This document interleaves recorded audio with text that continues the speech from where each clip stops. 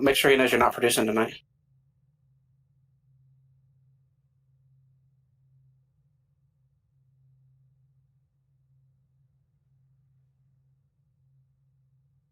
Hello, everyone, and welcome to the Mark Rebilas, RebilasPhoto.com Grand National Series for the Black Magic Designs 300.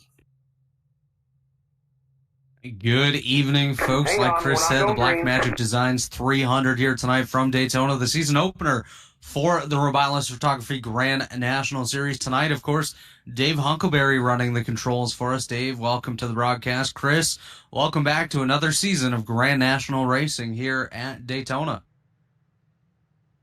Yeah, it should be fun. We got speed weeks here, mid-speed weeks. We've had the truck race last night. We've got the Xfinity race tonight. And tomorrow, Wednesday, we got the Cup race. We got ARCA action tomorrow. So lots of racing from Daytona this week, and we're right smack dab in the middle of it. Should be a great race tonight. The truck race was pretty good last night. Lots of green flag racing with a couple green flag stops. So hopefully we get the same thing tonight. Absolutely. It was a great night last night with the truck series. You were very close to the front of the pack there, Chris. Just came up a little bit short after an incident there late with Sam Boutwell. Able to recover to a half-decent finish, though.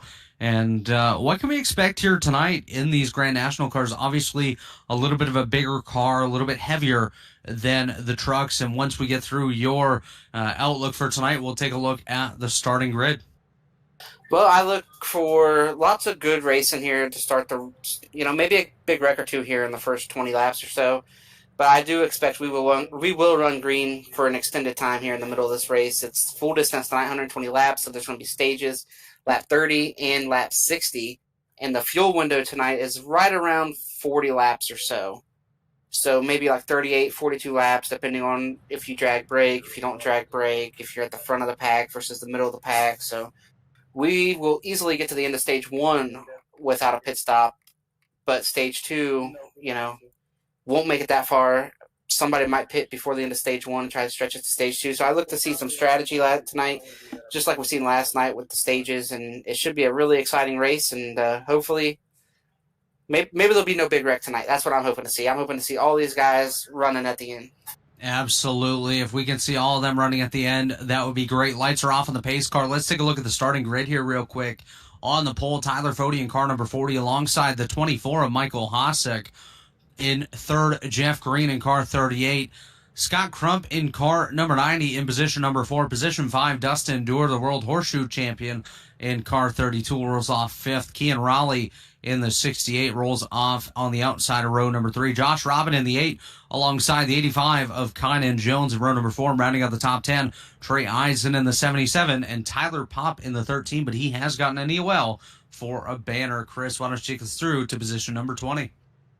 We've got Connor Thompson, Latham Joyner, Trey Holmes, Cash James, and Joshua Personette. They're in the top 15. Then 16th, we have RC Anderson. That's the Indy 500 starter from this past season. Kendall Noah player, Jacob Adams, Johnny Thomas, who is really good at these super speedways, and Brandon Ultra round out the top 20. Just outside the top 20, a Leighton Norgard in car number 12 alongside Jay Kaner in the 9. Gerald Campbell in car 31 alongside David Carpenter in car 71. Starting 25th tonight, David Tooker in the 19 alongside the 25 of Seth Rawls. Matthew Weeks in the 11 alongside the 37 of Ethan Burrell. Ethan Stanley in the 92 and Rory Collins in the 62. Round out the top 30. Chris, take us through the end of the field here. At 31st, we got Chad Frankenfield, Vincent Isabella, Hunter Smith, Jamie Haley, Jesse Rasmus. They're running up the top 35. Then we have Josh Adams, Joe Francis, Michael Goodman, Jonathan Cutlip, Harrison Talon run out the top 40. And to finish the field out, we have Richard Hines and Andrew Hardcastle. And missing the field was Justin Vandermeer, Braxton DeWeese, Jaden Rasmus. And I believe that's it. I might have missed one name there. Well, Chris, the pace car is off, and we are green here in the 2023 B Rebilas Photography Grand National Series, and it's Tyler Fode with help from Jeff Green out front early on here. Yeah, gets a good push. We didn't do race picks real quick. What's your race pick here tonight, boys? Yeah, I'm going to go ahead and take. I'm going to go with Conan Jones in car number 85 here tonight. Obviously, a bit of a homer with him being one of my drivers, but I think Conan's going to get it done. I'll take Kai What and about Raleigh. He was that? really Was pretty good, good. really good last night in the trucks. I think he. Don't you mean Kai and Regal? I don't speak Gerald. I'm gonna dip my hand into the back here, and I am gonna go ahead and I'm gonna take Josh Adams to win the first race of the season tonight. You can never go wrong with Joshua Adams when it comes to a plate track. He's a perennial front runner when it comes to qualifying here at Daytona, but let's see if he can put together a very strong race here tonight. Going to have his work cut out for him, currently in position 35, but it's a super speedway. You could be 49th and be first in the matter of one lap. As we ride on board here with the former Grand National Series champion, or the Busch Series champion, Jeff Green, currently running position number 2 behind Tyler Fode. Tyler Fode in a new scheme this year, typically running the number 40 Blue Egg marketing car. Now he has wraps on the side of that machine. A bit of a sponsor change there, but we still thank Blue Egg Marketing for all their support here at the Elite Racing League. As we see Michael Hosek working the high side. Yeah, still double file all the way through. Nobody really getting aggressive with that third lane. As I say that, somebody in towards the back there is trying to come up through the middle. I believe that's the 82, and he's going to get cut off here. I don't think Trey Holmes wanted to be 3 wide yet, and he made sure to cut that off at the pass. Joshua Personette bailing out on the back straightaway. Someone else dropping down as well. That yellow machine, not sure who that driver is, but they've opted to take their way to the rear of the field as well. Chris, that's Connor Thompson, and I think Kenonoa player also fell to the back there. Yeah, KNP dropping to the rear, the number 94 machine. Connor Thompson, a newcomer in car number 30. One thing to point out here tonight, all the asterisks at, I can never say that word. Dave, you're a professor. Just say star. Yeah, those little star things next to the names, those indicate our rookie drivers here this season, and we have one heck of a group of those drivers. You'll also notice some drivers with a dash next to their name and maybe a letter or two. That is just to indicate the difference between drivers like Conan Jones, Brent Jones, Jacob Adams, Josh Adams, Jesse Racimus, and Jaden Racimus, and so on. A lot of nepotism in the ERN. At home. Absolutely. As we can see 3 wide, Jake Hayner up on the high side. I think he's just looking for a spot to fall in behind his friends, but I do believe that is Hunter Smith that just tried to jump up behind him. He thinks better of it, gets back behind Chad Frankenfield, the Little Eagle Racing Machines working together in the mid portion of this front pack as we see Jake Adams there on the bottom. His number 52 FanDuel machine looking very sporty. He brought that out late in the 2023 A season. And I'm a big fan of that livery right there. Yeah, and there's lots of faces and new places. One thing I'm noticing here, though, the 82 of Vincent Isabella, he is being very aggressive going through the middle. And now Chad Frankenfield is going to squeeze through the middle here. Going Chad wide here. Chad wide towards the rear. It is the 92 up top. Looking for the 92 Nathan Stanley. That's the new Blue Egg guy. As we see the one of Garrison Hogan. Hogan's worked his way up rather rapidly through the field. I do believe he's just outside the top 10, maybe around 15th at this point, not too far back from those leaders. So Garrison Hogan doing a nice job working his way up. There's Latham Joyner just behind him. That's a nice paint scheme for Latham as well, typically used to his small 0, big 3 black machine that he has run through all of our other series. Nice to see him in something a little bit different here tonight. And like you mentioned, Chris, a lot of new faces, a lot of new places here in the Rebilas Photography Grand National Series. Just in this picture alone, you see 3 different numbers, 3 different paint schemes. Garrison Hogan, Latham Joyner, Ethan Stanley, all new looks this season, not all new teams. And Stanley new teammates on the front row right now. Scott Crump has joined Lake Norman, and right now he's side by side with his teammate. Oh, as we see Crump get a little bit bent out of shape, he catches that machine. That is the Stay Tuned sports car. Of course, Stay Tuned Esports, the sponsor of our truck series that ran last night. Again, congratulations to Daniel Martinez picking up the victory there. As we see, I do believe that to be Vincent, 82, right? Vincent Isabella up on the high side. Vince making his return to the Elite Racing League, looking for his opportunity And to he's get got out help. front We're getting and ready to lead. get a third line. It's going to be 3 lines of cars here, and this, I hate to say I have a bad feeling about this if we're going to get a third line going right here. I don't know how much longer we're going to last before this pin is pulled on this grenade. Yeah, I think race control might be getting busy here shortly. And race control is me. I'm the race controller this season, so that's going to be interesting. As Brandon Ultra getting knocked out of the way a little bit there, kind of like a pinball in the middle lane. Cotton Jones slides up a little bit just behind Kean Raleigh, right ahead of Vincent Isabella. Isabella on the outside of R.C. Anderson. Dustin Dur down on the inside. That's 3 wide. As we see, I do believe that was Tyler Fode jumping up in front of Kean Raleigh. Kean was a strong pusher last night, Chris. I believe you worked with him a little bit. He was the driver that pushed Daniel Martinez to the victory and actually blew up his engine late in the running of that one. So a lot of power in that number 68 machine. That's a rookie, but he's no stranger to success here on iRacing. Yeah, we had a lot of friends out there, a lot of people I haven't worked with before, some I have. It was a lot of fun. It was my first truck start. I was excited about it. I'm excited to watch tonight and watch tomorrow night and get ready for the big race there, the 500 coming up on Wednesday. It's a lot of exciting racing, and everybody's starting on square one with no points. So we'll see what happens after we get through speed weeks here. We nearly had a little bit of contact there between Kynan Jones and Ethan Stanley.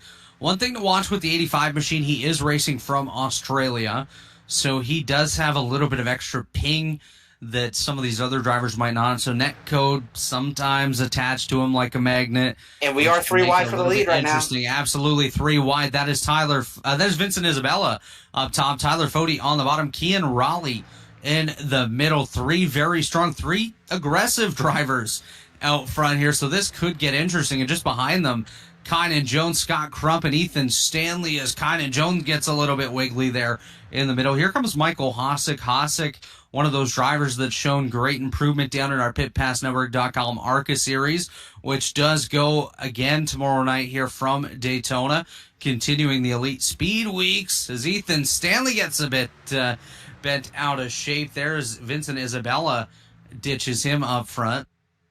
And the 24, I think, is falling out of this pack right now. Yeah, it looked like he got down to the apron just a little bit. We did have an incident a little bit further back with Jake Hayner and Michael Goodman. They have both been able to continue on, both picking up a 4X, meaning that there was some fairly severe damage on those machines.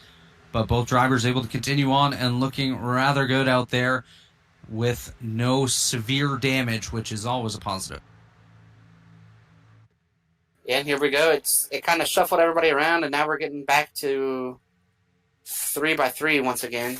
Ethan Stanley trying to pull out. Ooh, Ethan's up there by himself now.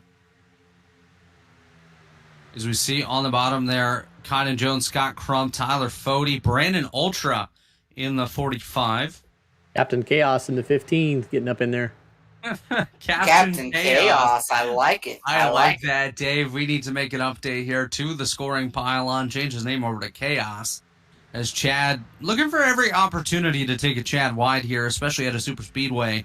One thing to note here, most of these drivers will be taking part in Wednesday night's Join APS.com Cup Series Daytona 500. So this is a bit of an appetizer before that big race, and it's an opportunity to get the rust knocked off a little bit, get used to the cars again.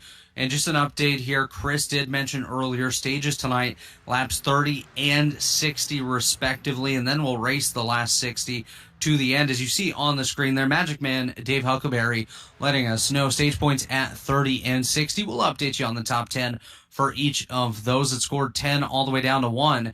And tonight, 5 sets of tires, 1 on the car, 4 in the pits. Is that inside lane's getting a little bit squirrely here, Chris? Yeah, I'm not sure if the cars will start handling or not. The sun's going down, so that should kind of offset the tire wear a little bit. I think if it stays green, though, I think you're going to want to go 40 and 80, 2-stop race. 3 runs of 40 laps get you to 120. But cautions coming out could change that. The business will pick back up. Right now, the business has kind of dropped a little bit. Everybody got 3 wide and almost wrecked and decided to get back to 2 wide. But here in about, I don't know, 10 laps or so, business will pick up again because these boys all know that there's stage points on the table at lap 30. First points of the season. Absolutely. And one thing that Chad Frankenfield did just remind the drivers, there is a 6-lap rule on the super speedways. So if you go 6 laps down, you are out of the event. Of course, so far, everyone on the lead lap, those 4 drivers you're seeing scored as out of the race are drivers that did not qualify for this season. And I'm not in favor of that rule. I think we should have a speed rule. If you get your car fixed and get it going back within reasonable pace, I think you should. I think the thing with that rule, Chris, is it's kind of tough to judge, and it becomes a judgment call rather than a black and white 6 laps down.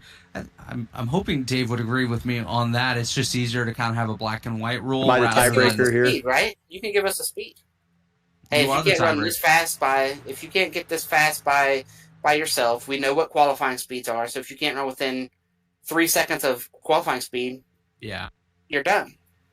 So one thing I want to point out here, I did have a discussion with one of my drivers before the race, Cash James, in car number 05. He's running towards the tail of the field, and one thing I'm noticing is his gap to the car ahead of him, which I believe is Kendall Noah Player, just seems to be growing and growing, and that's not where you want to be. It does look like he has lost the draft and is going to likely end up facing the leaders as a lap car here eventually. Hopefully not when it, yeah, you can see right there he is losing that draft, which definitely not what you want to do here early on in tonight's event. Yeah, and Cash being a teammate of mine, being on your team there and a teammate of yours, Cash is a guy that I think has to be a little bit more aggressive in the pack and kind of work a little harder. And you know, he's new. He'll pick that up and pick up all the ins and outs and whatnot as he races some more. Is he on your team there? Does that need to be Mountain Man Motorsports down there? Absolutely, it does there, Dave. I will make that change for you. Mountain Man went out and spent a lot of money in free agency this last offseason. I've seen that. New drivers. We had that last night in the Truck Series. They had no aggressive Eagle drivers at all, and Gerald showed up and unloaded 5 cars right off the bat. But it's a lot of fun. You know, Mountain Man's a great team to drive for. I've spent a little bit of time over here now and had a great truck from you right there, Mr. Huck. The Huck's machine got to run up front and a lot of TV time last night. Yep. Nice job. Is there a Huck's machine out here tonight? Is Gabo out here racing for you? There is not. I had Wyatt Knadel last season. I do not have a sponsorship for the Xfinity. So if any of these drivers watch it back later and they're needing a sponsor, I am willing to sponsor a car. So one thing to warn these drivers about here early in the going is we're about to go through that day to night transition, which typically does cause a little bit of lag in the server. Some of these drivers may experience a brief hiccup on their monitors. And Chris, I know I've experienced it as well. It can be a little bit scary. Yeah, but I think it gets worse if you're racing on like a dinosaur. Absolutely, and some of these drivers are. Some of these drivers are on dinosaurs. Maybe running a Windows T-Rex, maybe a 98 pterodactyl or something. Yeah, a little bit of DOS or whatever the old system is called. I don't know. Sounds good. Before our time. But back to the discussion you were talking about our team here at Mountain Man. Really excited for this season. We've expanded, I believe we have 5 trucks, 5 Xfinity cars, and 5 Cup cars this season. So it's going to be a nice opportunity to see some growth amongst drivers. I've always believed in trying to develop drivers into the best that they can possibly be. And I've put some good guys together here to mentor some of these up-and-coming drivers, and I think it's going to be a really good season as we see Condon Jones up in position number 5 leading the way for the Mountain Man Motorsports currently. That's right. We got him out there. We got Jacob Adams, and some of these guys, you know, I need a mentor. I need some help. So I'm going to lean on I would say I'll mentor you, but yeah, that's not going to work. As Tyler Fody, Tyler Fody needs no mentor right now. He's got it. One thing I want to say about Tyler Fody is he's a very good dude. Like, he's one of those guys you can sit there, you can have discussions with. He'll give you tips and everything like that. Even though you are on a rival team, he's still out there to help, and he wants to see the growth of this league as well. So kudos to Tyler Fody. And that's another teammate of his up there right there. Vincent Isabella is part of Lake Norman. Yeah, right now Lake Norman's 1, 2, 3.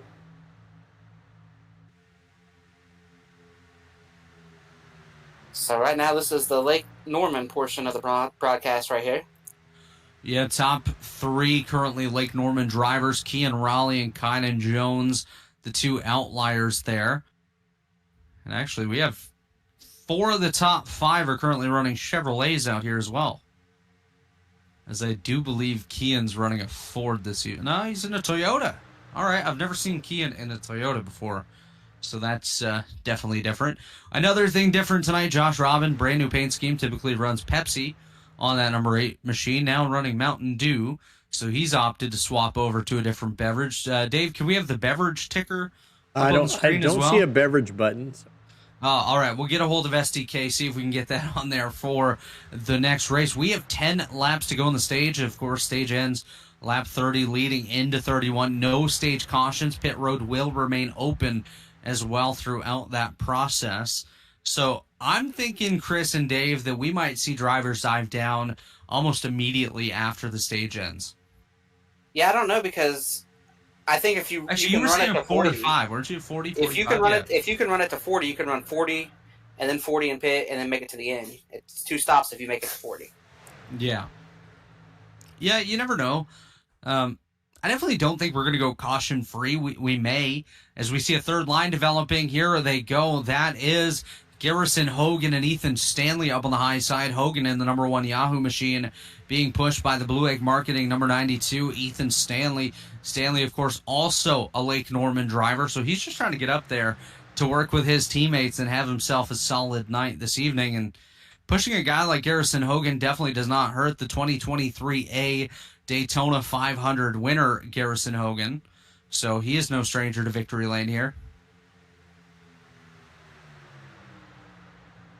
Yeah, and we're getting that 3 wide action again. As I said, right as we approach the end of the stage, all of a sudden... Hey, we're Chad wide. Yeah, all of a sudden, business is picking up at the front. We're 3 by 3 by 3, then a couple 2 by 2 by 2, then back to more 3s. Yeah, this is the part of the race where you want to go after stage points, but I don't know if they're worth up it. top, a little bit further back. You do not want to get wrecked here for stage points. I'd rather sacrifice stage points. Ooh, Ethan Stanley getting a little bit bent out of shape there. But yeah, Chris, I would rather sacrifice stage points to keep my car in one piece. So if I'm in this field... Oh, here goes Crump. He's bailing on his teammate. I think he might have been getting hot. We'll see here momentarily. I believe these top 3, once they... Oh, that could have been really bad. We got the 45 around the 24. They're crashing. Here we go. The 70. Yellow, yellow, yellow.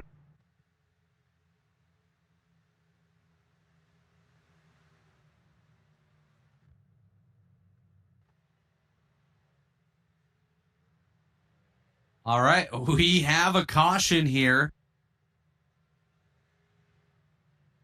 That started way back going into 3 with Brandon Ultra, I believe.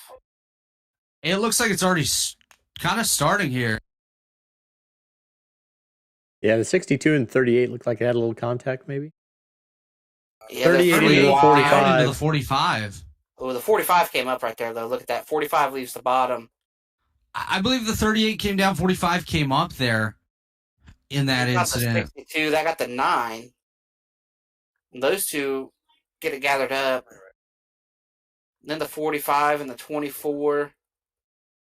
They spin, catch the 9 again, catch the 70 of Jesse Rasmus. Would you guys agree that the 38 and the 45 both went for the same position there?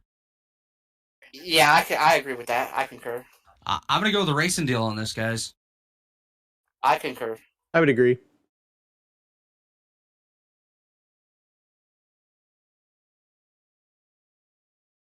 I do think the 70 and the 45, the 62, they're all pretty well. The 9, those cars are pretty beat up. I think the 24 might be okay. The 35 is going to be okay here.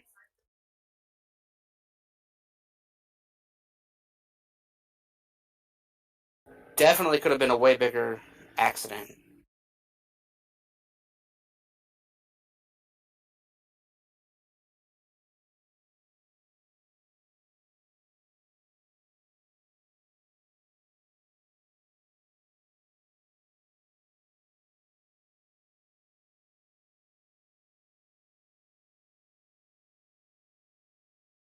Yeah, that's just unfortunate. And I'm going to use Mark Murphy's word here. Concertina effect, folks. That's exactly what just happened there. And did everyone here just pit? Did anybody stay out? There are two that stayed out. Ethan Burrell and Jamie Haley stayed out.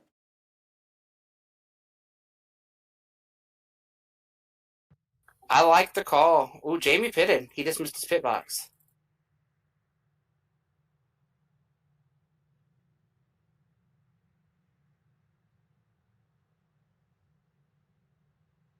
As Gerald Campbell, I like staying out if you could stay out with Gerald the green. Campbell's not pleased on that call right there, saying it's a little bit weak. But to me and to you folks up here, both drivers went for the same position. It's unfortunate that the caution did come out, but it is what it is, right? The Bofana number 31 days gone by on there. Shout out to Brent Wentz, Home Place Beer Company. Shout out to Scott Haney and those folks over there. I don't think you have to take crap from a guy who looks like that. Maybe from the dog, but not from the guy. From that dog, man, he looks like he could put up a fight.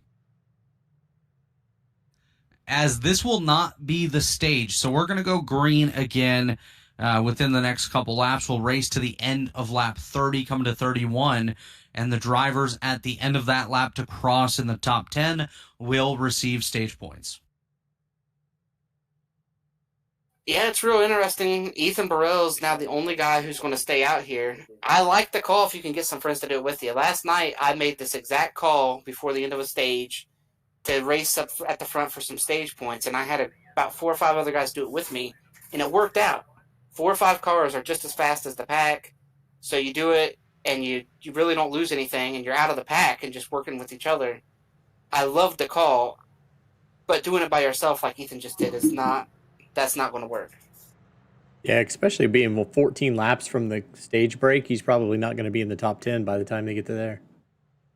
Well, we're going to go green 5 laps from the stage break. Oh, yeah, it was 30, not 40. Sorry. Yeah, it's 30 and 60. So I love the call. Like I said, I love the call.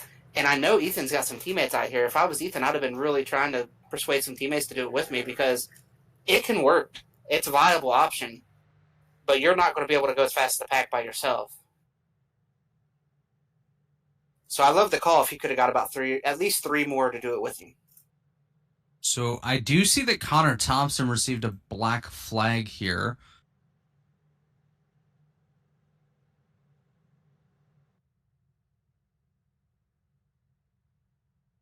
Currently sitting in the pits.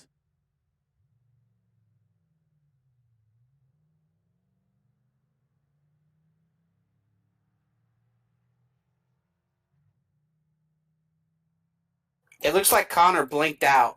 It had a connection issue.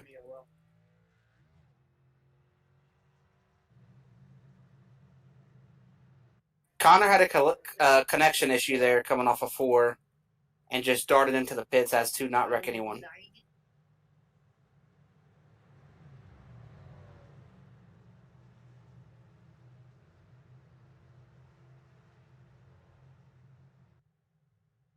So there was a bit of confusion there as to if the restart zone was on. It is on, so we are okay. We're going to go green once again here, folks. And if I do duck out on voice, it's just because I'm dealing with an issue on the field. But we are okay here. We're back under green here. Lap 27, 3 to go here in stage number 1. And it's Ethan Burrell, Garrison Hogan out front. 4 to go, right? It's going to be 30 coming to 31, right? Correct. 4 to go. I can't math today, Chris. I did just get word from a few different drivers letting me know here, messaging me and PMing me that we are probably going to get to see our first big wreck of the season right here. Yeah. All right. We are ready. As we do have a lap car up ahead, that is Jesse Racima's car number 70. Can we keep an eye on the 70 here, Dave? Sure we can.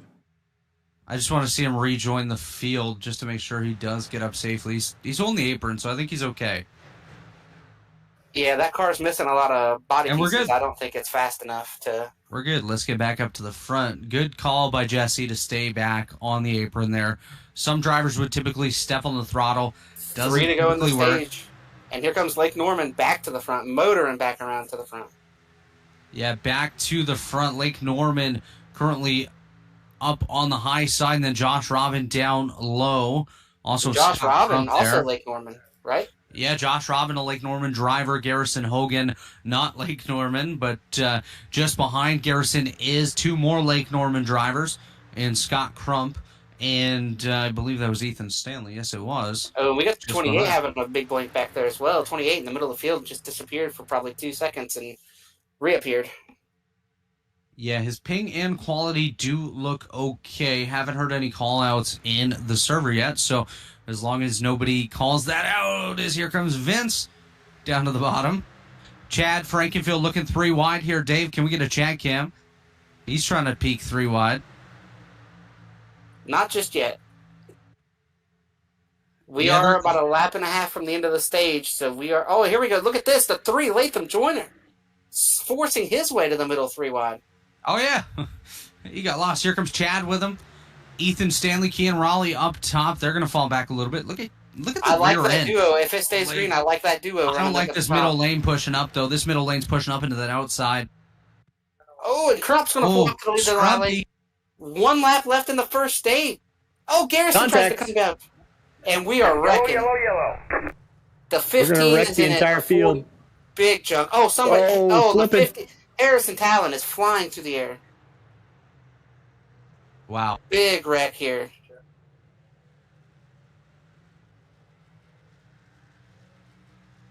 That all started with Scott. It will Crump, be I the believe. top 10 at the line this upcoming time. That started around the 35, maybe. The 90. The 1 pulls up in front of Crump, and then Crump tries to go back to the middle, and he just was not clear. That's 100% on Scott Crump right there. So Just cannot move to the middle when there's a car there. we are coming across the line for the state.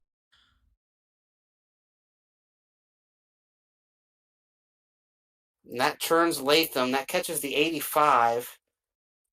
Chad Frankenfield tries to move up, collects the 68 as well.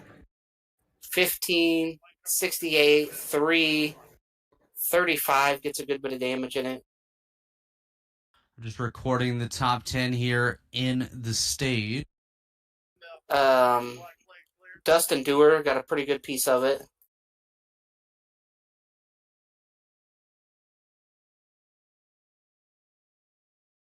I'm just trying to look through and see who was in this wreck here. 44, Michael Goodman, his car is pretty hurt. David Tooker might have got a piece of it. Harrison's on his top there. Yeah, Harrison squares up with the 85, hits him, jumps in the air, collects with the 18. Can we go back to the start of this incident here, Dave? 31 Yeah, also involved with Jeff Green. Oh, the 56, Josh Adams, Jake Adams. Jamie Haley gets a piece of it. So Scott Crump jumps up in front of Ethan Stanley. Stanley pushing the 90. Garrison Hogan comes up. Ooh, that's on the 90 of Scott Crump. He jumps down trying to go to the middle. Not clear. Yeah, he didn't want to push Garrison. And Cali on the 90, in my opinion here, boys. yeah, I don't think there's any denying that.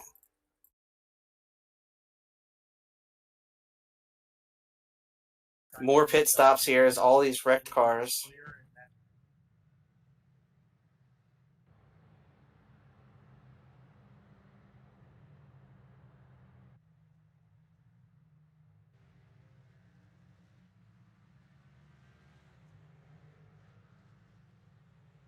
Like we have everybody but the top 4 have pitted. Isabella, Fody, Crump, and Ethan Stanley stayed out, all of Lake Norman.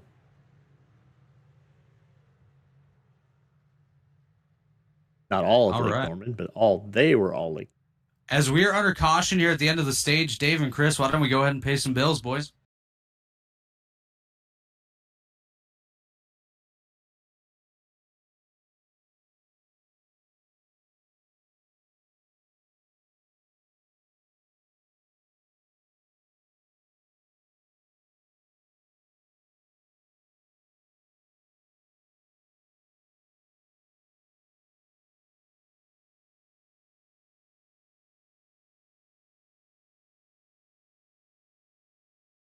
Racing isn't easy, but experiencing it is. iRacing puts you in the driver's seat with the industry's leading sim racing game. Drive on laser scan replicas of the greatest racing circuits from around the world. Go head-to-head against other drivers chosen by skill-based matchmaking to ensure competitive racing at every level. Compete across all your favorite series. In officially licensed cars, engineered to deliver the most accurate driving experience possible.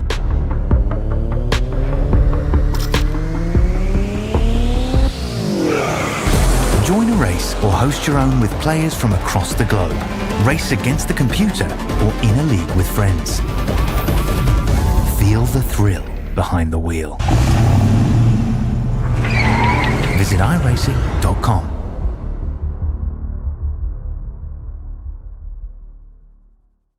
Sure. Okay, go ahead. You're back, boys. And we are back. We have a driver waiting here in the waiting room to talk with Chris Wright. We're going to go ahead and bring him up now. Latham Joyner. Yes, sir. Hey, Latham, I know you're still racing out there, but you want to tell us a little bit about what happened right here while you got a minute? I mean, yeah, I was just kind of waiting for the end of the stage there, and I ended up forcing it 3 middle down the backstretch because I figured that was going to be the best bet, and then it all cleared roads, and I was going to be pushing whoever was leading the middle, and I don't know what Scott was thinking. He went high to go with, I guess, to lead it, and then they blocked him, and he just came straight down to the right front, and I don't know what he was thinking. Yeah, that's an old teammate, right? You guys not teammates anymore, so no breaks given? Well, I really wasn't even expecting. I didn't even have time to, like, check up or anything. I mean, I don't know. I genuinely do not know what happened there. Like, Spotter easily called 3 because I heard it because I was inside of him, like, entering the trial when the wreck happened at the start-finish line. So it was odd. It was just odd. I don't know. Well, all right, Latham, we'll let you get back to racing real quick. Any sponsors you want to shout out right before you go green here? I'll just sponsor out Diamond Speed Lab right now. I'll see y'all at the end of the race. Don't worry. I like that confidence. Well, there it is. Shot spot. He's already called his shot. He's going to talk to us again at the end of the race. No worries, he said. Ooh.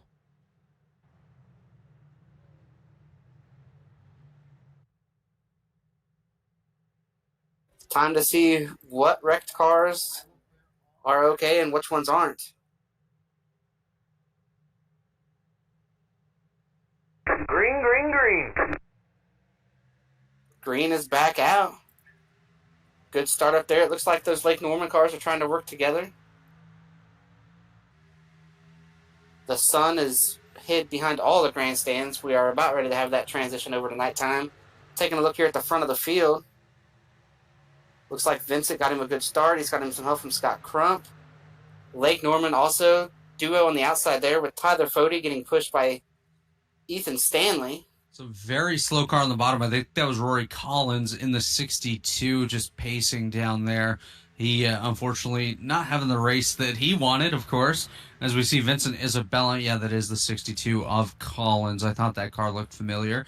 34 down, 87 to go here in tonight's Black Magic Designs 300. Of course, got to thank the folks over at Black Magic Designs for coming on board with us here tonight. Glad to have them supporting tonight's race. Black Magic Designs is a small team of custom iRacing car painters and photographers dedicated to a quality customer experience with paint starting as low as $15 per car. Find them on Facebook or Discord, Black Magic Designs, where the paint is worth 2/10. As Josh Personette drops down to the inside, he's going to fall back. See Josh Robin and Jamie Haley working their way up to the high side. Yeah, Jamie got a little piece of that wreck, but not too bad. As did both Adams brothers. They both got a piece of that wreck. As you look Richard in the Hines. middle, Dustin Dur, Jamie Haley, we're in the middle now. Dur jumps to the bottom. Next stage will be lap 60 into 61, folks. And they do have the fuel to get there at this point. Tyler Pop up on the high side leading that third lane. He has help from Josh Robin, Jamie Haley. And I can't see who that fourth car is in line, but that is Latham Joyner. He was just talking to us right before he went. Had to take a look there. The 77 of Trey Eidson. That's a new paint scheme for us here this season. Currently running up inside the top 10 there in the middle lane. Tell you what, that wreck didn't scare these boys. They're back 3x3x3 here. Yeah, absolutely. No, this did not scare them whatsoever. If we get a wreck up here towards the front, you may see the likes of Cash James, Leighton Norgard, guys like that towards the rear come up here and steal the victory tonight. Yeah, some of these guys have already been wrecked once. Like, I believe Gerald Campbell, Jamie Haley was in that wreck. Latham was in that wreck. You know, we'll see guys get wrecked the second diving time. down to the bottom. There goes R.C. Enerson as well. And I'm still awaiting word on Harrison Talon about his condition. Ethan Stanley up into Tyler Pop. Nearly contact there. As Harry took a crazy ride there in that first wreck. Barrel rolled down the front stretch.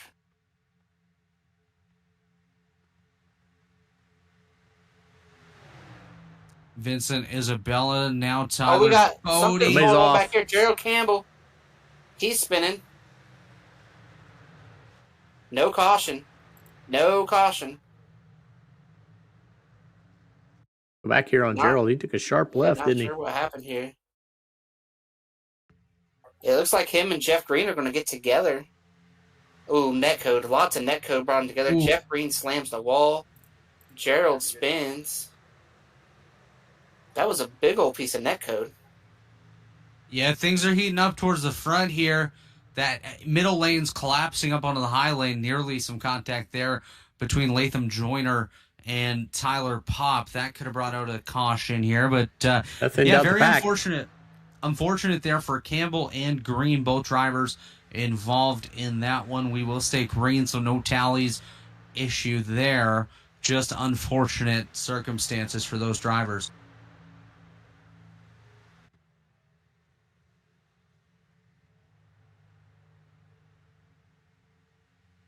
Like we only have 9 cars now in that front pack. I think this pack being led by Jamie Haley should catch them. They should be getting a tow, so I think that we'll come back together as a main pack here pretty quick. Just look at the scoring tower. They're getting closer and closer. You can see the time ticking off.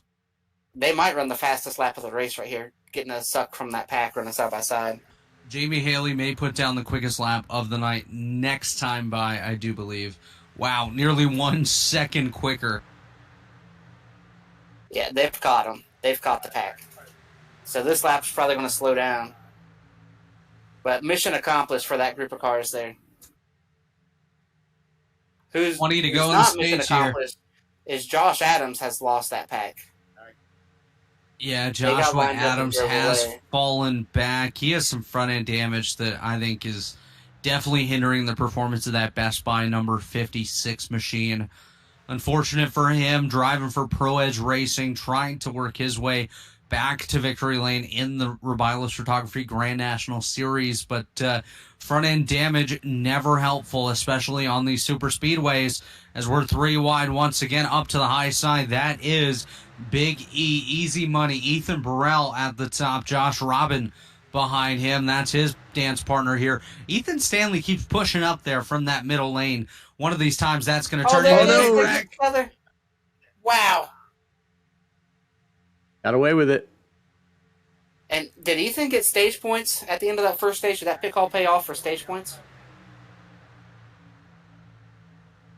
I don't know. Way of going back and look. Sorry. We are coming up on a lap car, boys.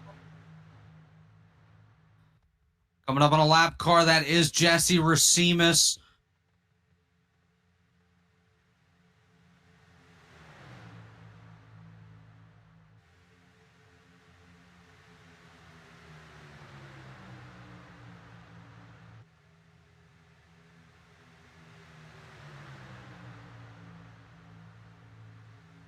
Here we come off of the corner again. It's still Ethan Burrell up there with Josh Robin and RC.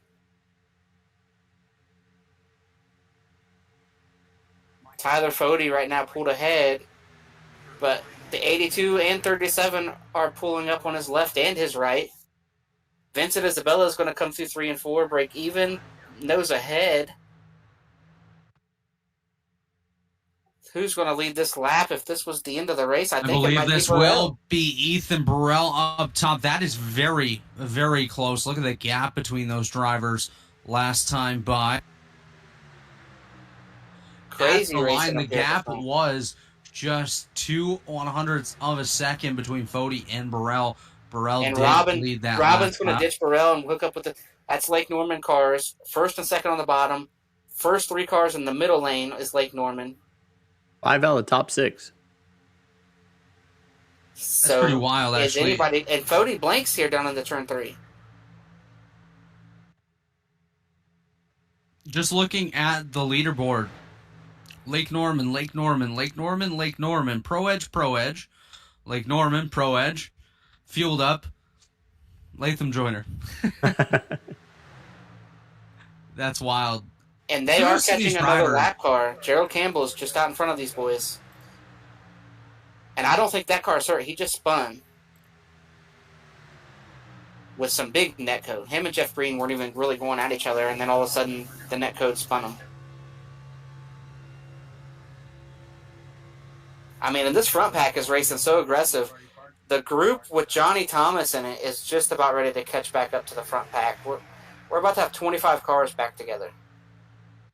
So, of course, folks, the 6-lap rule is in effect. We've parked all the way up through position number 36. Jeff Green, the next car to be parked due to the lap rule tonight. And he has another lap until that point.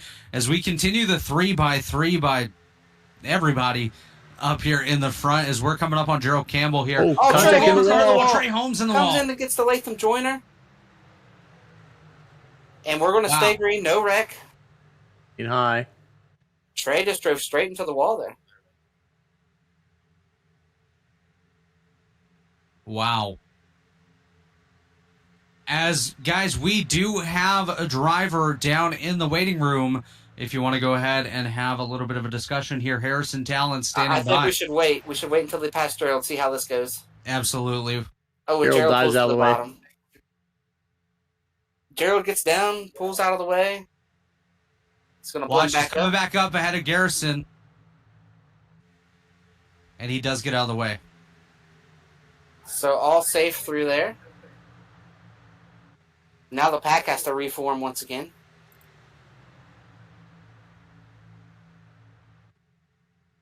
So how about that interview? This is he took a little extra time getting out of the care center there as after that scary tumble. They wanted to make sure everything was good.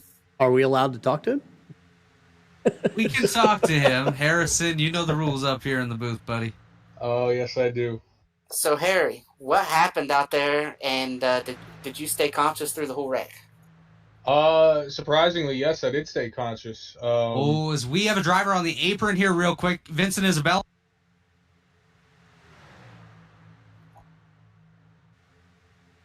He got churned right there. In the blink, he got hit by Crump. Not Scott Crump's fault. I know Scott's already been blamed for one wreck tonight, but not much you can do when a guy's blinking in and out right in front of you off your nose there.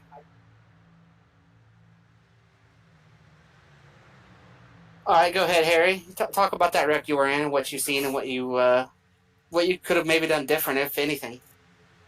Yeah, I mean, man, I saw smoke, saw people spinning, heard wrecking, slowed down immediately and stuff like that.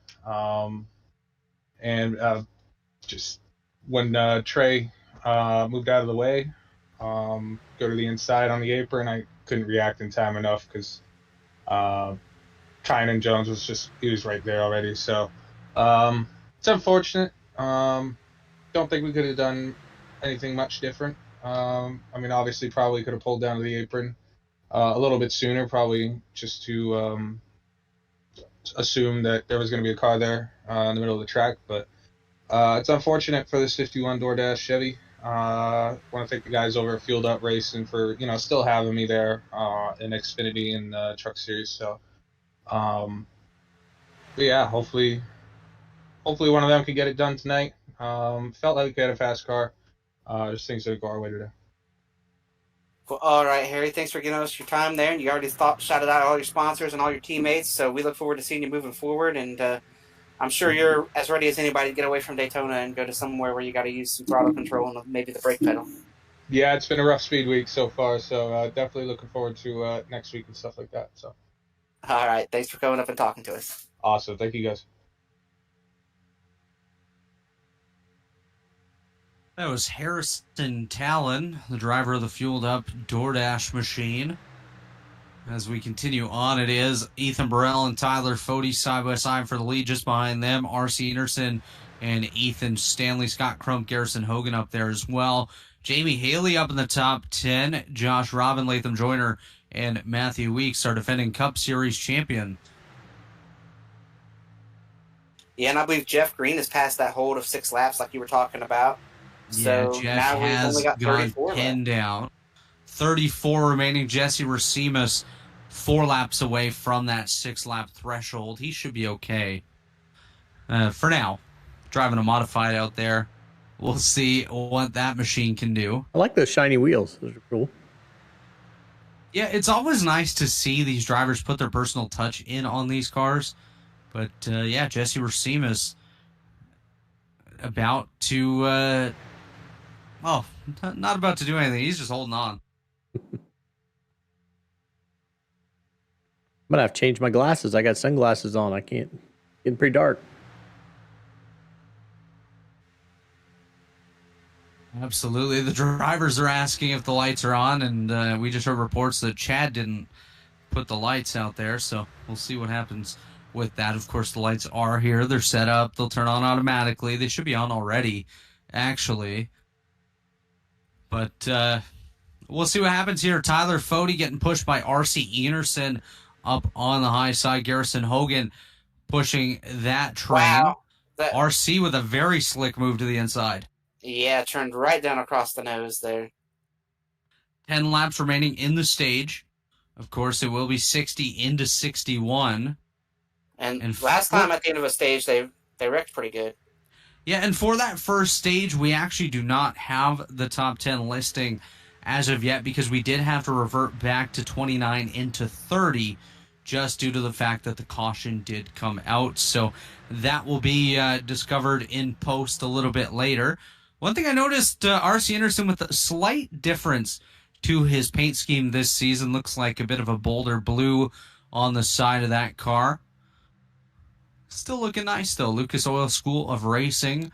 That, of course, is the business that's run by RC's father down there in Florida. They do a nice job of teaching drivers the skills of racing and trying to develop the next drivers in the racing world. Of course, R.C. Anderson, like Chris mentioned, ran in the Indy 500 this year, looking for an opportunity to maybe go full-time here next season. Hopefully he can do that, and we'll be proud to have said that he is a winner here in the Elite Racing Leagues. Yeah, hopefully he can get that full-time ride over there in that series. And so if Roger's listening or Chip or any of those guys, maybe there's a seat open in Andretti, give him a call. Yeah, I mean, I hear David Malukas is maybe moving on to a different team, so maybe a seat will open up over there. You never know. As we do continue on, Ethan Burrell, Ethan Stanley. Oh, right here at the front. Wow. What a save by Stanley. What a catch by Ethan Stanley. He's going to try to get his way back up. This is where things usually get a little bit hairy. As we watch the front, Scott Crump, Ethan Burrell. He's not getting in. He'll be able to get in behind Matthew here. There we go. He does merge. Burrell's turned sideways up here in the front. Oh, my Weeks gosh. is involved. Ethan Burrell, Seth Rawls, multiple guys involved. Josh Personette going through the grass. Let's take a look at the Rebilas photography replay machine and see what just happened. Oh, and Gerald Campbell was in it along with the 18 of Joshua Personette. Taking a look. Josh Robin does come down into Ethan Burrell. I want to watch that again, Dave, maybe from a chopper cam. Oh, yeah, Robin definitely turns down and just gets into the side of Ethan, sends Ethan down into the O2 of Jamie Haley, who somehow snuck through this with really no damage. Watching the right side of Burrell's car on the seam, he dips below the seam there. stays along the seam. Yeah, Josh Robin does come down. That does appear to be on the 8 car of Josh Robin. Yeah, I agree. Matthew Weeks, Ethan Stanley got substantial damage, and then Gerald Campbell did not get checked up. He was going to get the lucky dog, and he could not get checked up in time and ran right into the back of the 18 there. Lap A late 54 Norgard got in incident. that as well. Gerald's not breaking too much there. 30 gets into it.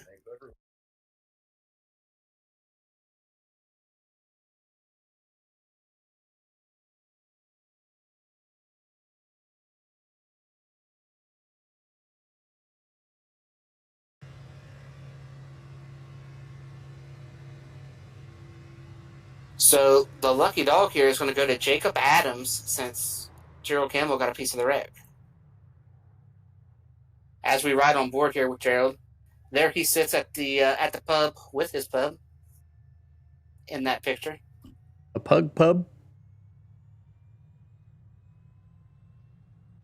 So just taking a look, folks, this will not be... actually, it might be the stage ending. I don't believe it will be, though. Everybody's in the pits. And I will go ahead and I'm going to go back to lap 29 coming to 30. I will figure out the stage stuff so our viewers can know who did what there at the stage. Yeah. Yeah, walk us through that, Chris, if you get a chance. Jacob Adams stayed out. Adams currently getting the lucky dog. He is the dog currently shown in the picture of Gerald Campbell. So it looks like I'm seeing a black flag on Andrew Hardcastle. I believe that just to be an EOL for speed.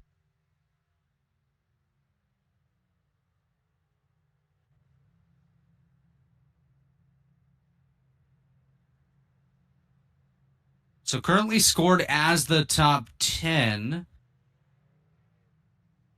I am seeing Josh Robin up front. We'll see if that is accurate. Yes, it is. Josh Robin, Scott Crump, Tyler Fody, Garrison Hogan, R.C. Anderson, Josh Adams, Hunter Smith, David Tucker, Michael Hosick, and I believe John Cutlip rounding out that top 10. Of course, that is subject to change.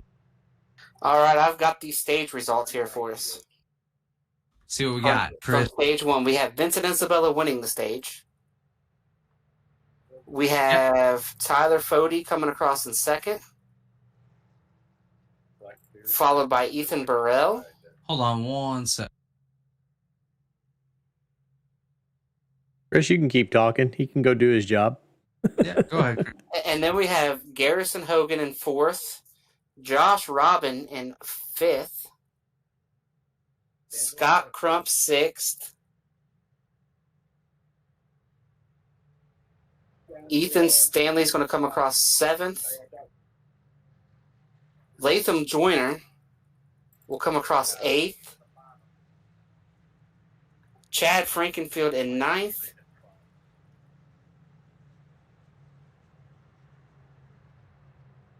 and the 68 of Kian Raleigh. Raleigh going to be 10th. Kyan Regal. It is Kian Raleigh up front there, or in the top 10. Just taking a look through. Can we start calling him Gerald Cowbell? We can. Gerald Cowbell. All right, we got it wrong, Gerald. We'll fix it next season. And did everyone pit right here? Yes. So everyone pitted, got them a full tank of fuel. 55s all the way across the board.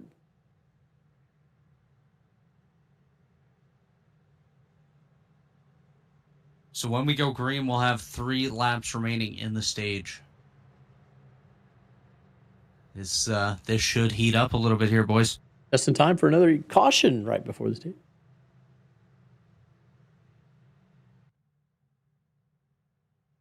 How about some premier sponsors? Anybody got those reads? Absolutely. Blue Egg Marketing is the marketing department for small businesses, small business owners. Blue Egg is your biggest fan. Of course, Worldwide Technology Raceway is home to a 1.25-mile oval, 2-mile road course, a quarter-mile drag strip, and a state-of-the-art karting facility known as the Kartplex. Check out Worldwide Technology Raceway today as we're about to go green. Green, green, green. Here we go. We are going green. 3 to go in the stage. Do you think we get there without wrecking? No, No. absolutely not. I hope so, but I don't think so.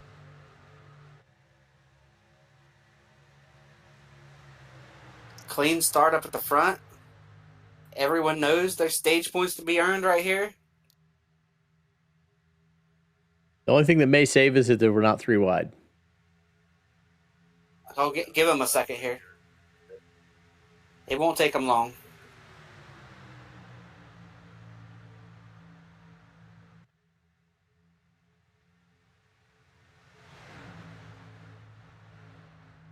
Here we come, side by side. Lake Norman again at the front. 2 more laps to go in the stage. Robin on the inside, Fody up on the high side, 2 to go in the stage like Chris mentioned. Just behind them, it is Crump on the bottom. Up on the high side is Garrison Hogan. And look who's on the outside of row number 3. We just mentioned him as losing the draft. Now he runs in position number 6. It is Adams' show, Josh Adams, currently running in position number 6 on the outside of R.C. Enerson. Yeah, got that Best Buy machine fixed up there after being involved in that big wreck earlier and trying to maybe score some stage points here before the end of this second stage, excuse me. As we come down, will be 1 lap to go in the stage. Lake Norman once again controlling the front. It's pretty clear at this point, if you're going to win, you are going to have to find a way to separate those Lake Norman cars up at the front. 1 more time left in the stage. That third lane's trying to get formed up here. I heard Pop back there got into the wall just a little bit. Up on the high side, Ison and Joyner behind And him. Johnny Thomas gives up on the stage right here. He's pulling down. He says, go ahead, boys. Johnny knows I how see it what went last happened. time. As you see Garrison Hogan, he's getting antsy right there. As they're coming around to finish up stage number 2. Let's see who's going to get it. Who's going to be at the line. Oh, Garrison's going to pull out and put Fody in the middle. He's going to have help from Adams. Coming to the line, it is Josh Robin.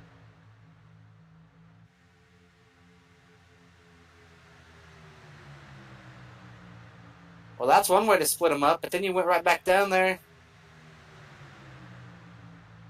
Fody now right in line behind Josh Adams. As they catch a lap car as well. Taking a look here. David Tooker's pulling that very top line. Not sure who that lap car is out there in front of him, but they are already laps down, whoever it is. So top 10 from that stage, Josh Robin, Garrison Hogan, Scott Crump, Josh Adams, Tyler Fody, top 5. R.C. Anderson, David Tooker, Hunter Smith, Jonathan Cutlip, and Tyler Pop. Your stage point winners there at and the this end of is Ethan stage Stanley number 2. that they're about ready to pass, looking from the back of Ethan Stanley, and they are catching him that fast right now. Stanley about to go 2 laps down to the leaders. Don't stay in the middle. Closing on him like piranhas here. This is going to get hairy. He's got his teammates behind him. He dives to the inside. Good move by Ethan Stanley. I want to say one thing right here, guys. We're 62 laps in, just past halfway, 59 to go. The lap cars tonight have done a great job of getting out of the way and being very respectful. Oh, Personette just got sideways, bounced off the 13, and they gathered it back up. That could have been Harry. No, Harry's Instead out. it was JP. I was going to make that joke. Josh Personette currently running back in the field. Looks like he's in the mid-teens right now in car number 18. The Can Pack 18 for Mountain Man Motorsports. That car looks like a bit of a crumpled tin can itself, as he's currently holding on to position number 16. The battle is on. It's Josh Robin and Garrison Hogan up on the high side. Josh Robin nearly slides up into Hogan again. just to make note, Josh Robin does have himself one tally tonight, as does But Scott Crump. he's won both stages, right? Josh Robin. No, Vincent Isabella took stage number 1, Chris. Oh, that's right. According to you. But According to you. Lake Norman has swept the stages. Yes, that is correct. There's no more stages tonight. The only stage left really is the finish of this race, which, honestly, if I'm in the race, I don't care about those first 2 stages. I'm going for the win. That's not a stage end. It's a stage end, David Huckleberry. Come on now. I the think, question now by the way, will we get a green flag stop? Because Crump steps out a little bit. We might, Chris, and that's where we might see another caution here. As we do see Vincent Isabella back up on the high side. Just a quick note. Please, if you are watching our YouTube stream tonight, drop a like on the video. Hit subscribe if you haven't already. We definitely do appreciate it. Help us on our goal to hit 1,000 subscribers this season. That would be pretty darn cool. And there you see Ethan Stanley 2 laps down, but he was able to blend in here with the front pack. Ooh, Crump gets a little bit of a hard push there by Fody. Crump steps out a little bit on the bottom. 56 laps to go, 65 down. So just flip those laps at the top, and you got how many to go now? Just looking a little bit further back, Hunter Smith up in the top 10. Michael Hossack just outside. A couple guys we haven't talked about much. David Carpenter up there on the high side, just outside that top 10 to 15 area in his car, doing a nice job. We're going to try to talk to Dustin Dur a little bit later, maybe under the next caution if we do get one. He has quite a few viewers tuning in tonight. We want to definitely say hello to them and give him a chance to speak and let us know what he's been up to recently. Mr. Worldwide, I guess. He's taken over that title for Pitbull. Dustin Dur currently running 27, just hanging out back here in the pack.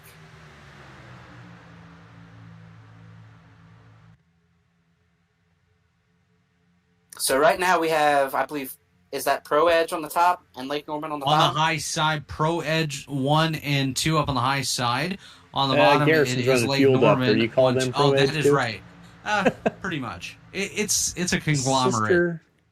Pro Edge and Fueled Up are very tightly affiliated, and then kind of branching off of that, you have 21 Savage and a couple other groups as well. Mountain Man, we're pretty much Pro Edge. Not really. Mountain Man's kind of its own thing. I just run for 21 Savage and Pro Edge. All very confusing. I'll tell you this: driving for Mountain Man, I consider those Pro Edge cars frenemies. Yeah, absolutely. Great to have allies as we see RC Enerson. And is that Ethan Stanley pushing the Enerson machine up on the high side? Stanley trying to get a lap back the hard way. Oh yeah, he's 2 down. He knows he's kind of got to, but being up in this front pack is. I see Leighton Norgard losing time very quickly. Josh Adams up high. Adams slow. Josh? He got up high and kept it off the wall, but oh, here we go. There we go. We're wrecking big. Now he's in the wall.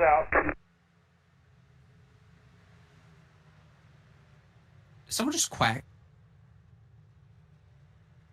What just happened to Josh Adams? Did he blow up? Go back and see here. He did. He blew up or ran out of gas.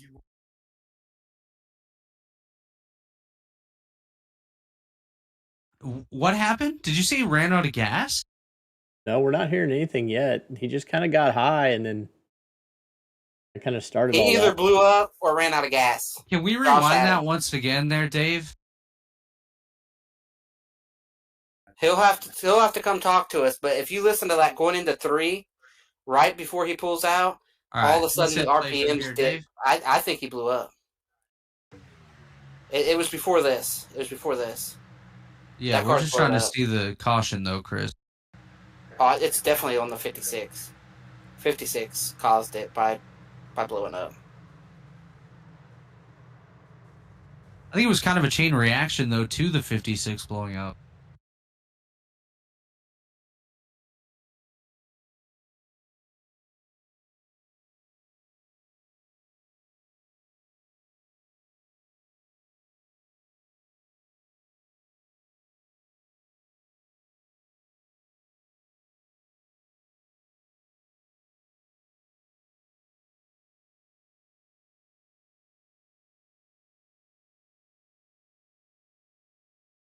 Yeah, just when somebody blows up at the front of the field, they're already 3 wide. There's really nowhere for him to be out. He's out of the way as he can get on the top. But they're already 3 wide there and trying to not hit him, and that car's down on power, blowing up. Ethan has to pull down kind of in front of the 71.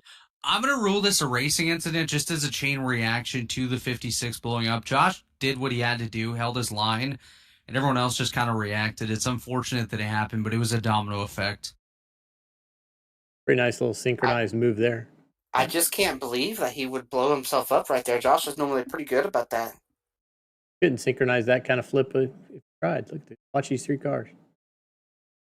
We all turn around together.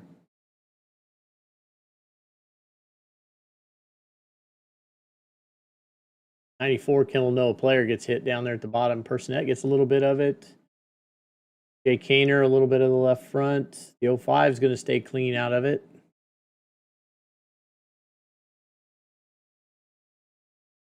And like I said about Ethan Stanley there, boys, I just said it. He got in line in that front pack and appeared to have speed and be able to run up there, but that's where the wrecks typically happen, and Ethan Stanley was right there involved in that wreck, and that's going to end his night.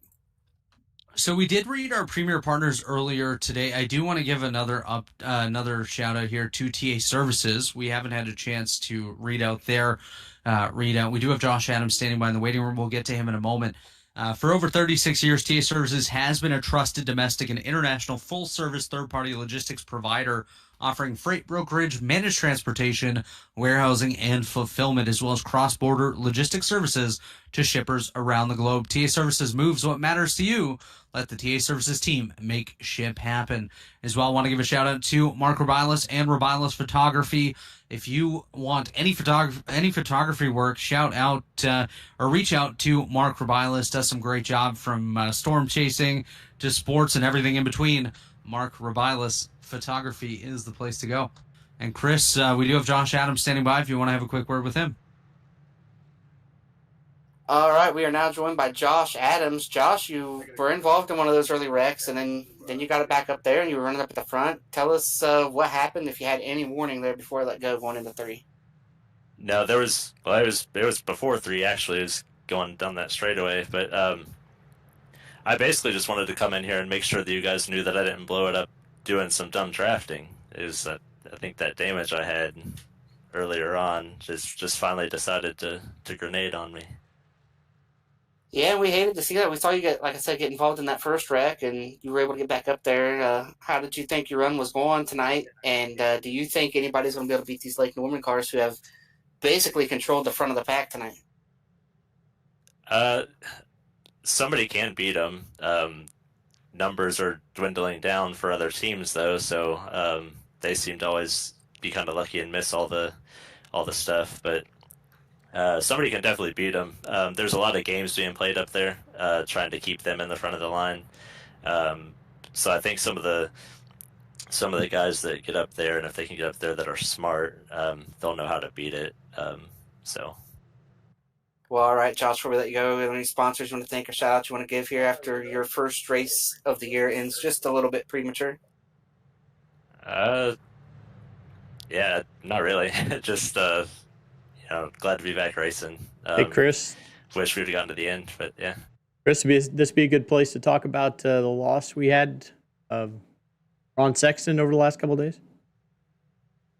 Oh, yeah, Josh. Sorry, I totally forgot that we even brought that up there, Dave. But, Josh, you had reached out and you were able to get Donnie Baker to give a team message there in Erska about a year or 2 ago. And, of course, we lost him this week.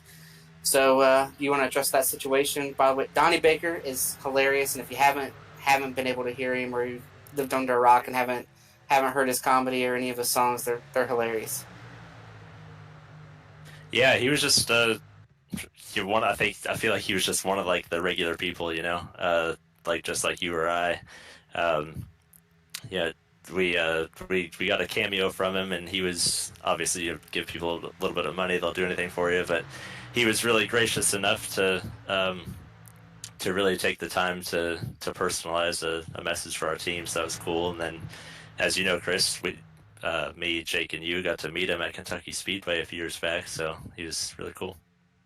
Yeah, great guy, and who knows? Maybe at some point this season, we'll do a little paint schemes for Donnie and for Ron there and all of his characters. Anybody who's listened to the Bob and Tom show knows that he was all over that morning show as many different characters. So the world is definitely going to miss that guy, and he was one of the good ones.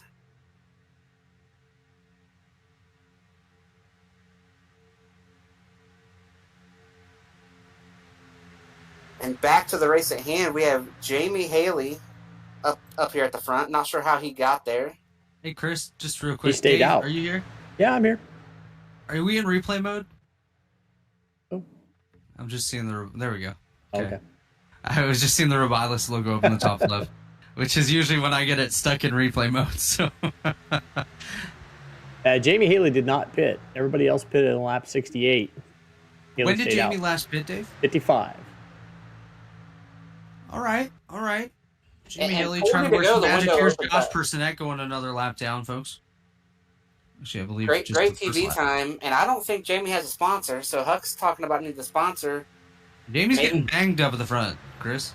That's right. He's getting banged all over the place up here at the front. Looks like you Folks, got a if you need sponsor kids to help, me. just put your hand over the side of that car. I see sponsor. Couple of them.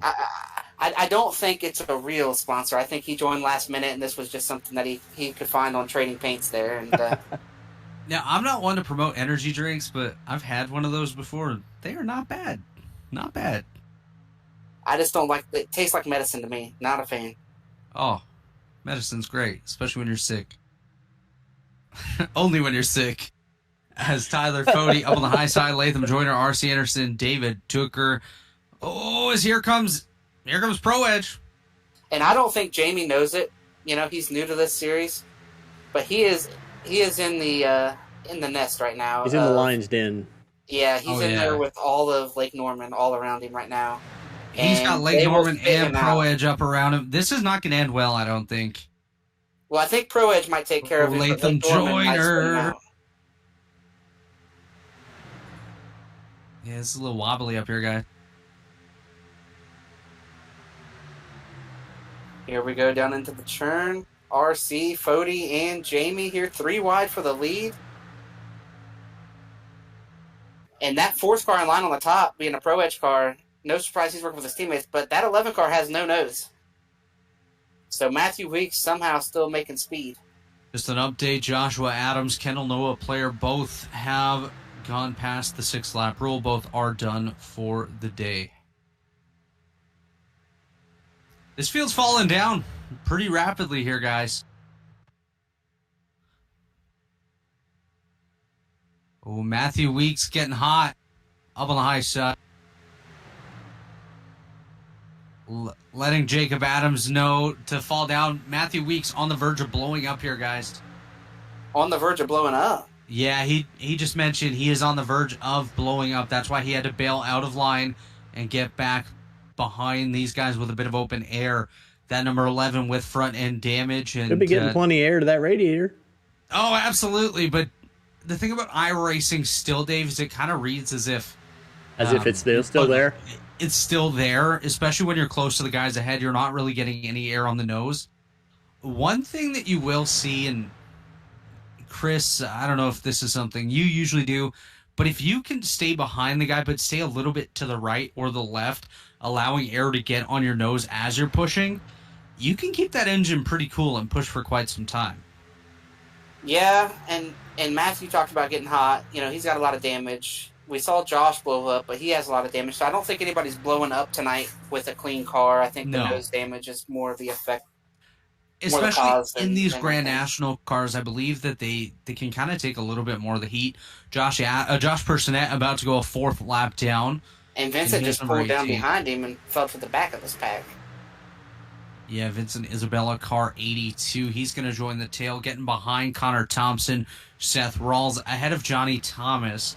He may be falling back to help out Johnny Thomas. Those two have worked together on numerous occasions, and Johnny did a heck of a job to miss that last wreck. I mean, I don't know if we went back and caught it on replay, but Johnny was able to thread the needle to miss that last Look at lap. Johnny Thomas looking all classy in those glasses in that picture. Actually, I think I have the same glasses on right now. Are you trying to be You like stole Johnny? his glasses? That's not Yes, cool, I dude. did. Instead of be like Mike, like the Michael Jordan deal, it's be like Johnny. That is a great movie, by the way. Like Mike with Bow Wow. That was fantastic. I used to love that movie. I had it on, what the heck was those things called? VHS? Yeah, VCR. Yeah, a lot of these people VCR, don't know yeah. what we're talking about.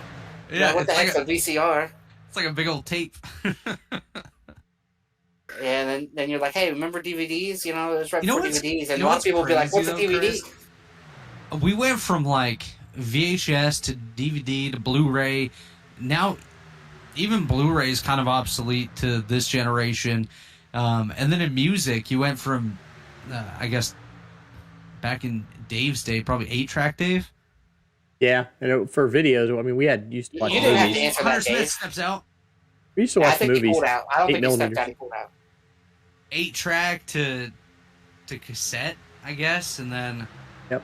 from cassette to CD to Well, you left out the turntable. oh, that's That's records, actually yeah. back. It's hip now. I have a record player, and I Vinyl's have cool. records that I play on. That's pretty cool. Get some vinyl, boys. Vinyl's making a comeback, though. I think everybody knows what vinyl is nowadays. Absolutely. As I do see another lap car way out ahead of these drivers.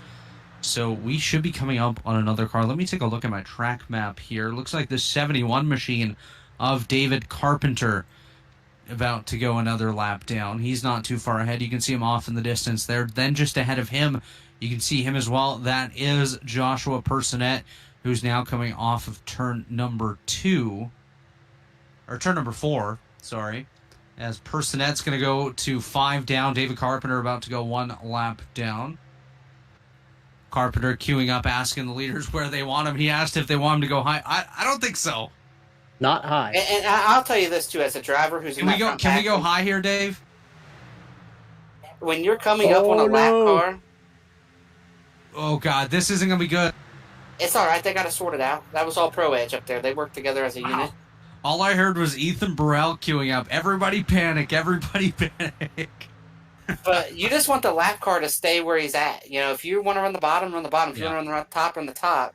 Just don't switch lanes as we get to you. We can see, you know, what you're doing from about 5 or 6 seconds back. Stay consistent, and we'll get around you. That's exactly it. That's all I ever ask of a lap car, or if I'm a lap car myself, I'm going to make myself predictable, make it known where I'm going to run, and allow the leaders to get by me. If I have an opportunity to go the apron, I will. Otherwise, I'm just going to hold my lane and let them split around me.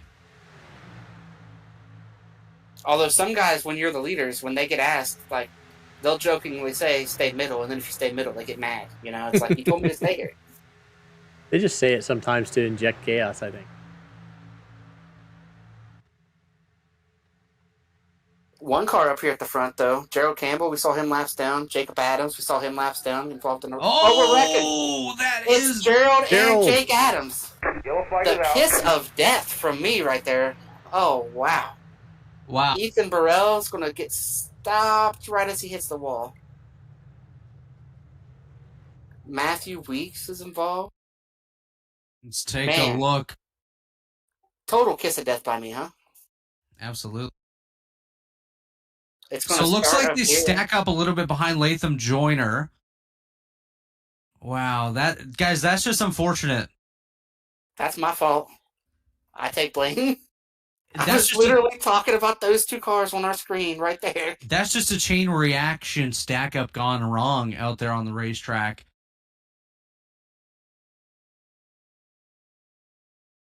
It's really unfortunate. If we can get one more view of that, Dave. You can see out front, Latham Joyner does slow up a little bit behind Tyler Fode. And then Josh Robin gets into the back of him. That's Dustin Dur involved there. Then Gerald Campbell into Dur. Jacob Adams involved.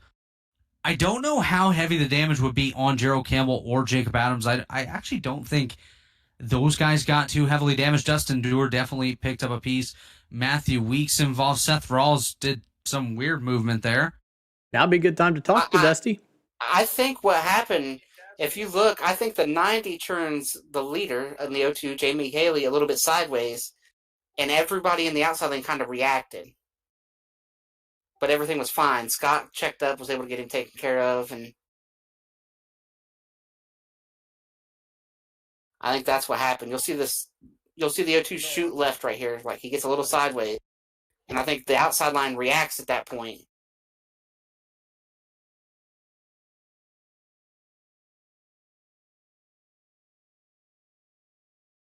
But this is in the pit window as just opened. Wow. I think everyone will pit here.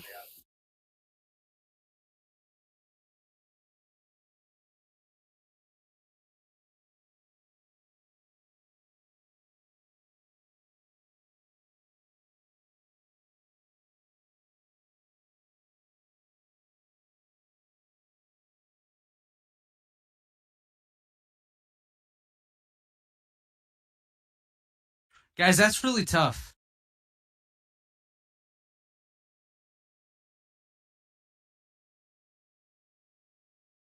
Now, Chris and Dave, what's your opinion on this incident here?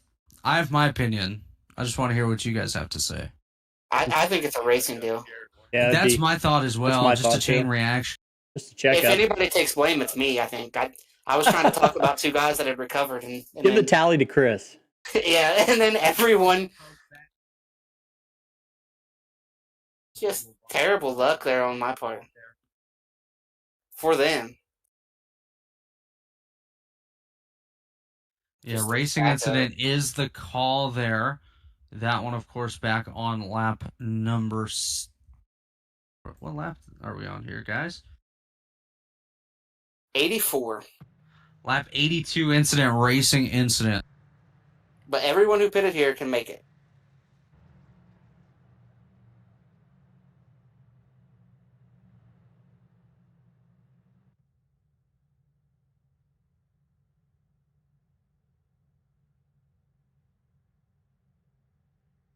Robert, would this be a good time to see if we can get our Horseshoe World Champion? Let's go ahead and see if we can talk to Dustin Dur. I'm going to pop down and just see if he's okay to talk right now. Okay.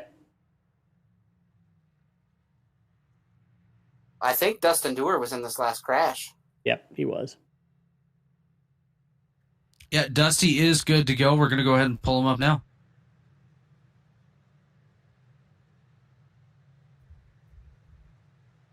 Dustin Dur joining us up here in the booth. Dusty, unfortunately, just caught up in that latest incident. Why don't you walk us through what just happened there?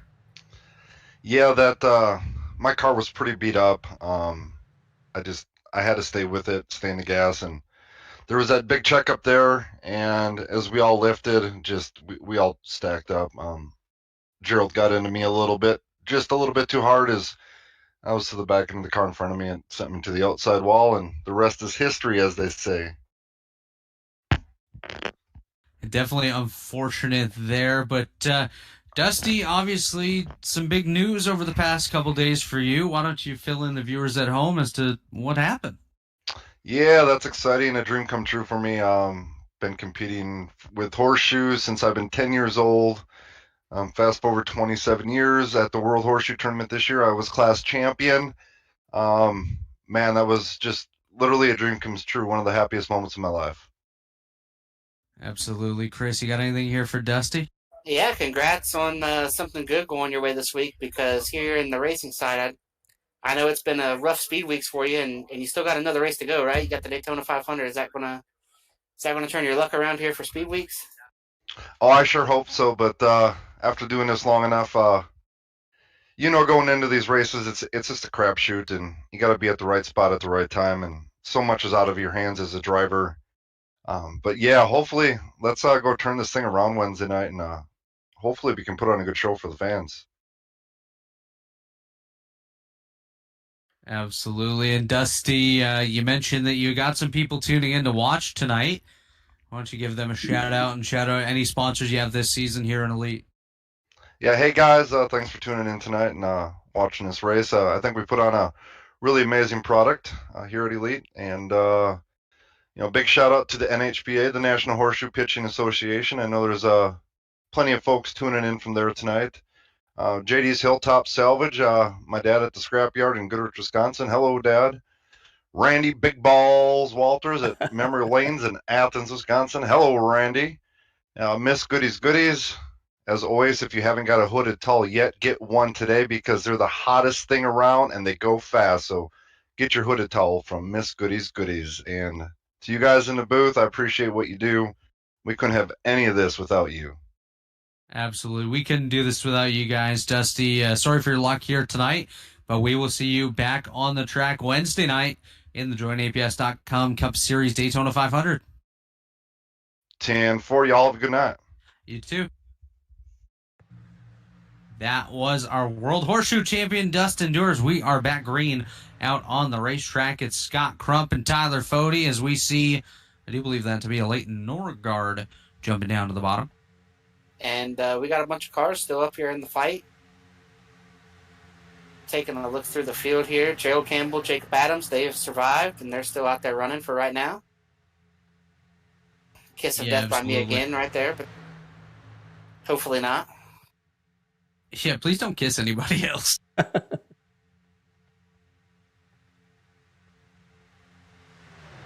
It's That's Michael enough cars Goodman out here in the- tonight. We had Michael Goodman in the waiting room, but he popped away. So, Michael, if you want to come back, goody if you want to join us. Get up here. Bring us some hooded towels. Come on up. Our heads are feeling empty here. Well, I just called us stupid unintentionally. As we see the Wawa machine, that is John Cutlip up on the high side. R.C. Enerson falling back on the bottom. Ooh, he's going to have to work his way up. That's Johnny Thomas. Johnny will cut him some slack there.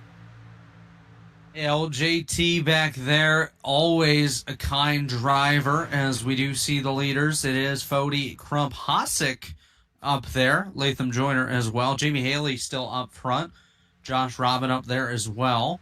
I think JT's probably thinking one more wreck. The pay window's not open yet. We got, one more wreck, maybe about 15, 20 more laps, and then Johnny will start putting his face up there at the front. Now, Chris, we are about 7 laps away from Alex's favorite point of these races where we have a chance to make some new picks. So we'll wait a few minutes until we get to that. But what would be your go time here on these super speedways? Say you're running 17th? I mean, it really depends on the way the race has been. If it's a clean style race, there hasn't been a lot of wrecks, you probably kind of just go the whole time. You kind of get comfortable and you go. But with this race, what we've seen tonight, man, I think about the first green. We're wrecking Scott Crump here. Yellow. Oh, Jamie Haley's going to... Oh, no, Scrumpy just got dumped back there. The 28, Gerald Campbell's involved. Oh, no. We got a big one here with 31 As to go. I was saying, I was going to say about the first green, white checkers when I would go tonight.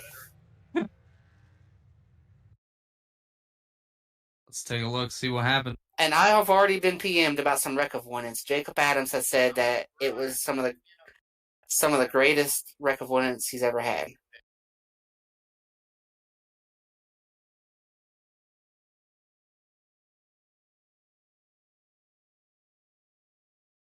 Can we rewind that just a little bit, Dave? Yeah, it looks like Crump Sorry goes about up and there's gets a into big the neck outside of out there. Tooker. Yeah, but it Yeah, just looks like 1990 Necco. get together. Let's get but up to the was front Necco. here.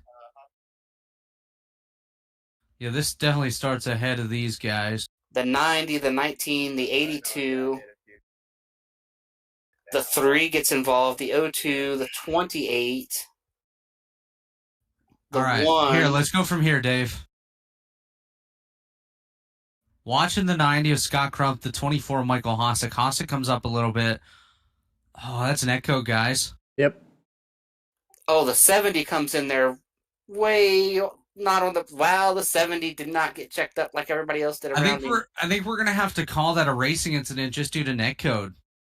I agree. I saw the net code as well. It was a pretty big net code.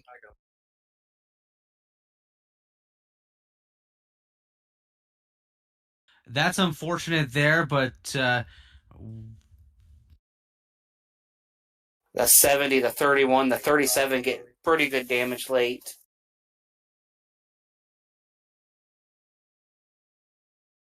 Wow.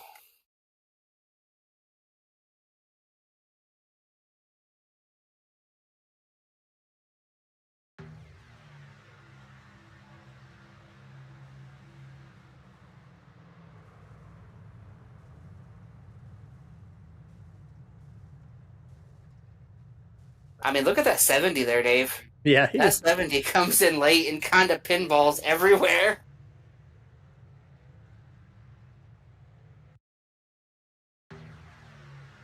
He gets slowed down some, but it's like, I don't know if he thought he was past the wreck or what.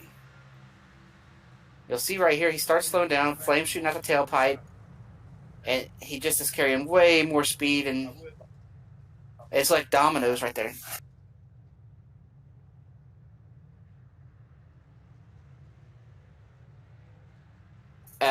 Like I said, Jacob Adams wanted us to take a look at him. I don't know if we've done that or not, Dave, but he said it was the best wreck avoidance. on this one. Yeah, on this one. Okay, we can do that. Let me get his name here in the list. There he is.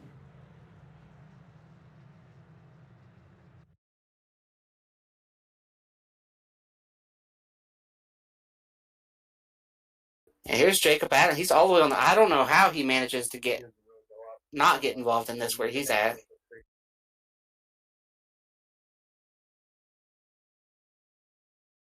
Oh wow. Smart moves there by not just him, but somebody else dipped to the pits. I think Johnny Thomas dipped to the pits as well. Does a good job holding it in the grass.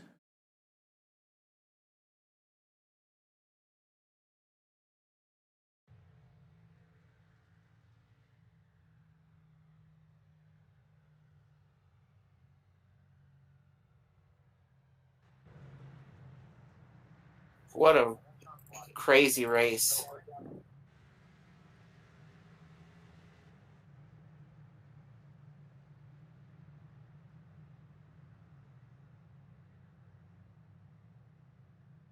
Run down through the field here. Yeah, taking a look, we've got Tyler Fody still up front. Let me bring up my list here. Tyler Fody, Michael Hosick, Jacob Adams, Matthew Weeks, Jake half a car. Yeah, Connor Thompson, Hunter Smith, Tyler Pop, Trey Eidson, Garrison Hogan, top 10. Most of these guys have been in a wreck. Johnny Thomas, Josh Robbins, Seth Rawls. Jared Campbell's been in about 3 or 4 wrecks tonight. He's just soldiering on. I don't know how that car still looks that good for as many times as he's been in. Yeah, he was in this last wreck too. Yeah, he's got some new damage on it. Seth Rawls is back there right beside him. Cash James is back there right behind him. Latham Joyner's been in a few wrecks. Trey Holmes, Hardcastle, Jamie Haley. We just saw him get involved in this wreck. David Carpenter, Ethan Stanley, Ethan Burrell, R.C. Anderson, Vincent Isabella, Scott Crump, Jonathan Cutlip, David Tooker. And that's it for lead lap guys. As we get ready to go green once again with a race of attrition tonight.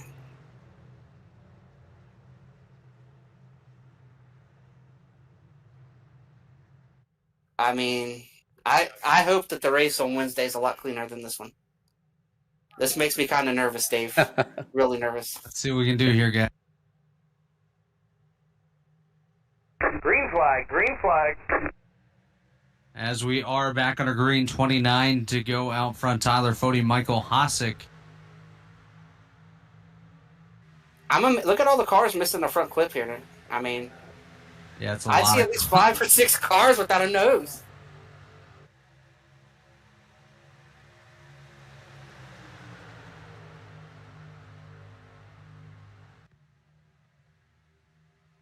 This is really incredible.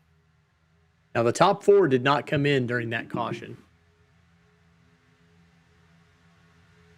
Hunter Smith to be the first car that did come in and pit. Just taking a look at the top 10, we're seeing a couple guys that we're not used to seeing up here too often. Michael Hosick, Connor Thompson, Trey Eidson, a couple of our rookies. Tyler Pop up there as well, Seth Rawls. Nice to see a grab bag of drivers. Of course, we've had quite a bit of attrition out here, but still nice to see some new names up towards the front.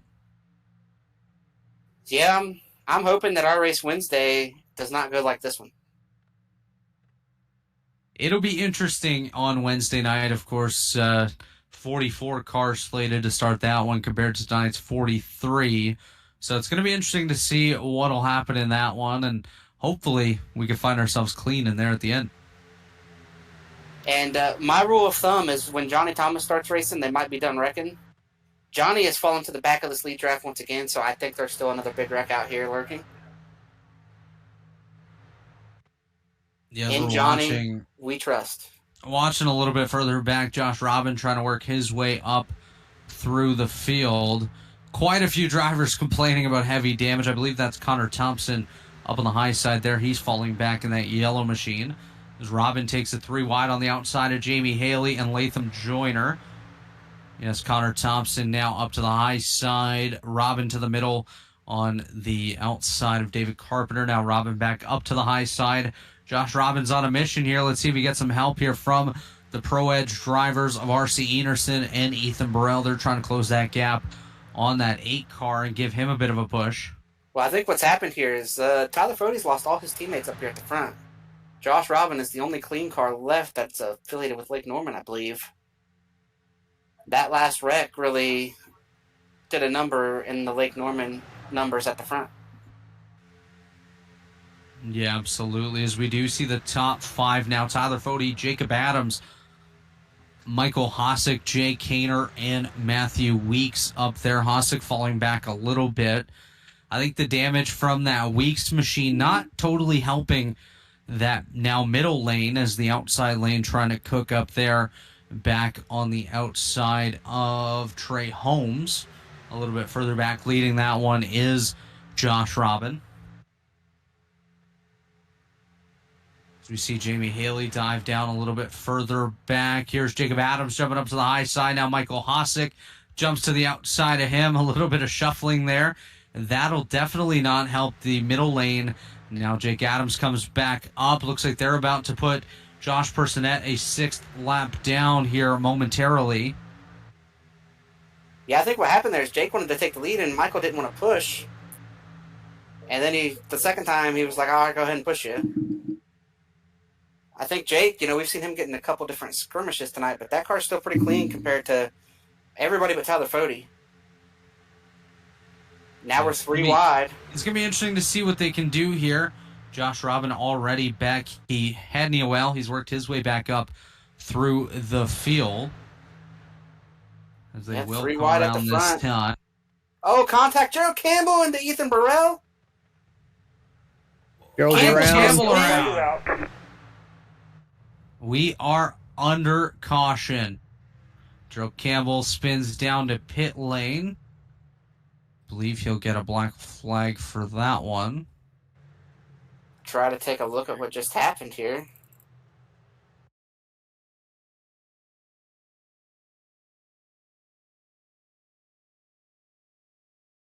It looks like Campbell. Yeah, netcode once again. I believe Campbell was going to hit that 37 anyways. I think he was moving around a little bit in the middle, but I don't know if he was going to come up and get that 37. The 37 kind of came down a little bit as well, but the netcode just pulled him in. I know you've asked our opinion on that. I think you got to call that one a racing deal too. I know there's a question in are they going to hit or are they not going to hit without the netcode, but that was pretty big netcode, and I think the 31 had quit kind of moving up at that point, and the 37 had quit moving down. But they get together. Yeah. That's going to put Ethan into the wall. Gets RC involved a little bit. But the thing is, the caution's not out yet. Yeah, well, the caution's because of the 31 spinning from the that's what caused the 31's issues. So Gerald tried to drive it. Gerald drove the heck out of that thing down the front stretch before he lost control. Johnny Thomas way down by the grass once again. Johnny's gotten pretty used to that maneuver, just driving straight down through the grass. Every wreck on the front stretch. So unfortunately, it does look like some more netcode here. Another foot of netcode. That's tough, though. Yeah, I understand when drivers talk about, hey, they were going to hit anyway, and I'm all for calling that if they're going to make contact anyway, and netcode happens right before the hit. But looking at that, I think the 31 had quit coming up and the 37 had quit coming down, and the netcode still pulled them. I still think that was netcode. These cars, It might look easy to hold a line out here, but it's not. The car's moving around. Everybody's moving around. Plus, all these guys already have damage as well. I think that they don't wreck there without the netcode. If the netcode doesn't happen, there's no wreck there.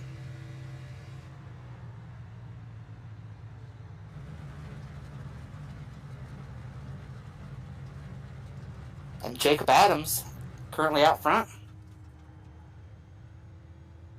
with Garrison Hogan, Tyler Fode.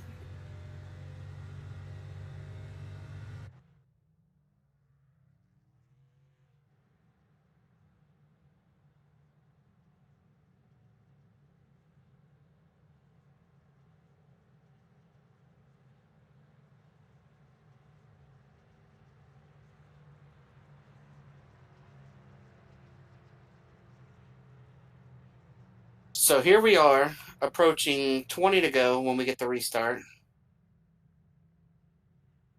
With just 22 to go, why don't we take this opportunity here to grab one more quick commercial break? When we come back, we'll reset with our 25 to go picks, and we will call the rest of the action here tonight and bring you the winner of race number 1 of the Rebilas Photography Grand National Series 2020.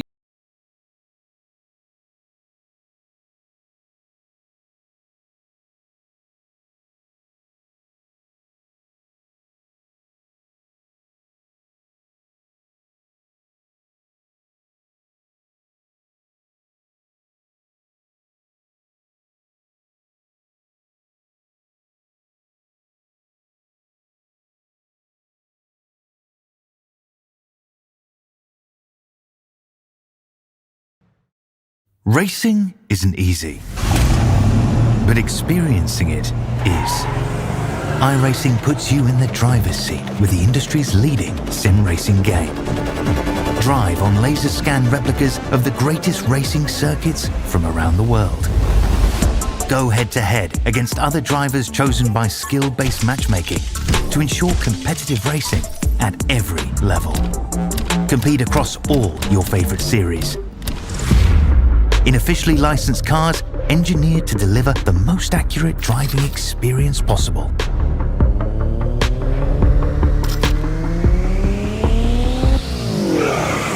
Join a race or host your own with players from across the globe. Race against the computer or in a league with friends. Feel the thrill behind the wheel. Visit iRacing.com.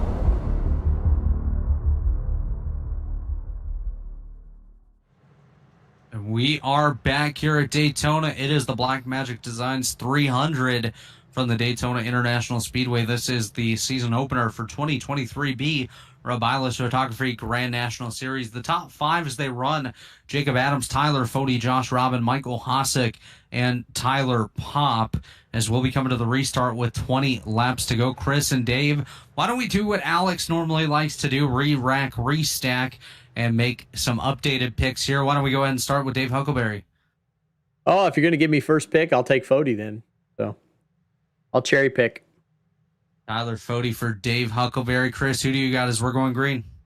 I'll take Green Jake flag, Adams. green I'll flag. keep the same last name, different first name. I am going to go with my fellow Canadian, number 24, Michael Hosick, to pick up his first career victory here tonight.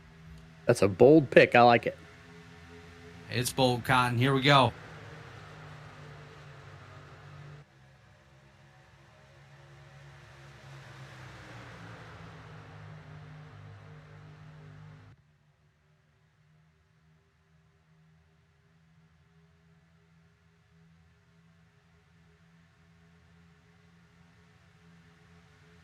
You guys fall asleep on me? No, we are back underway. Just listening to a bit of chaos between the drivers. On the bottom, it is Josh Robin out front ahead of Tyler Fode. Up on the high side, it is Michael Hosick, Matthew Weeks, and somebody. I think that's Hunter Smith up there with him. As Jacob Adams is like, get out of here, Fode, I'm coming through. Yeah, the big push is on the bottom right now. I'm kind of surprised Fode pulled out when he did right there. Being teammates 19 and to all. go.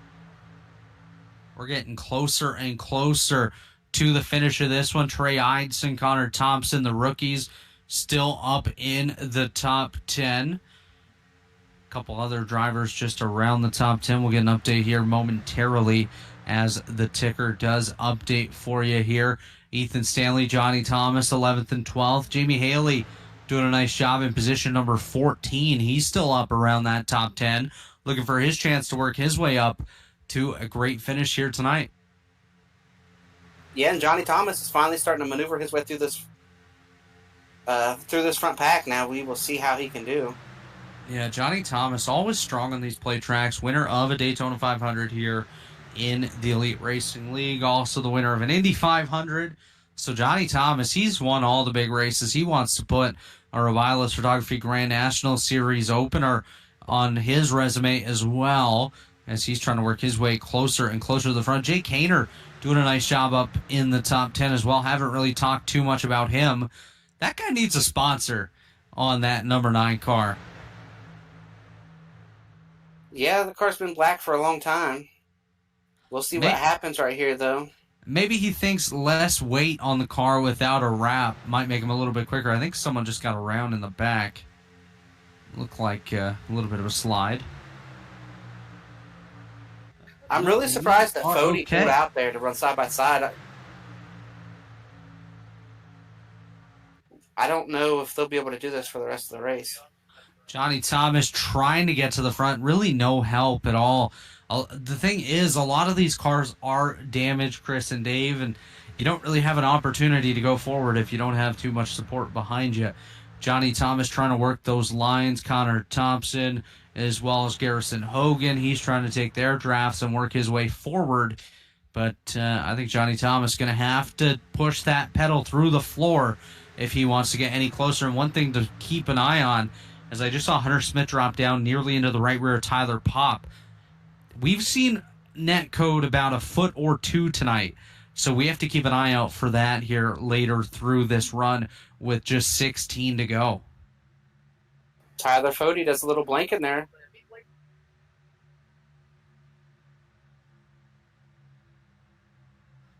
Dang.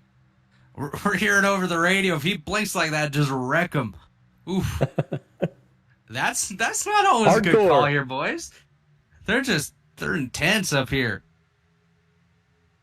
As Josh Robin leading the way, Tyler Fody, Jacob Adams, and Michael Hosick, the top 4. Tyler Popp, he's popping off at the right time in position number 5. 15 laps remaining. We're hearing calls out to the heavens by Garrison Hogan a little bit further back, so things are starting to pick up, that's for sure. Jake Kaner a little bit sideways. Yeah, a little bit. I'm curious to see if we're going to have a third lane come up through here. Now, Chris, I have a question here for Dave. Dave, I don't know if you've ever done any super speedway racing, but if you had the opportunity to do it, who would be your preferred dance partner out here, and which lane would you rather be in at this point in the race? High, low, or right in the middle? I would definitely want to be in the bottom lane. I don't like being up near the wall. It's a little intimidating to me. Definitely not the middle. I don't hold a straight enough wheel to be in the middle. And if I had to probably be behind somebody, I'd be behind Fody. If I have to have somebody behind me, I kind of like Weeks. He does a pretty good job pushing from my layman's evaluation. How's that? Yeah, no, that's a good one for sure. I would definitely like to work with Matthew Weeks as well. Always do, actually, Matthew being one of my affiliates there. Oh, here we go. We're 3 wide at the front. Here we go. Jacob Adams, he's trying to go. No help behind him. Let's see if Matthew... Oh, contact. Oh, no! Now this is going to get ugly. All right. Well, that takes everybody 3 on back. Ooh, Jake Kaner just bowled into Trey Holmes. Ugh. We're going to have to get a view on this, and I think I might be calling a tally on my own car here. Yeah, that 24 just came way down the track and got into that 52 there. Watching the right tires of the 52. He stays below the seam. Yeah, that's on the 42, guys. 24? That's on the 24. 24 comes down into the 52.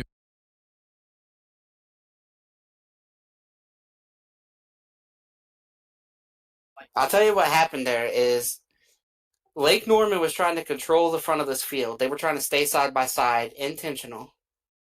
And that's not me calling them out. Everybody has done it. It's been done before. I'm not saying they shouldn't or they should, but that's what happened. And Jake saw that. Jake's got a little more experience running up here towards the front than Michael does, I think.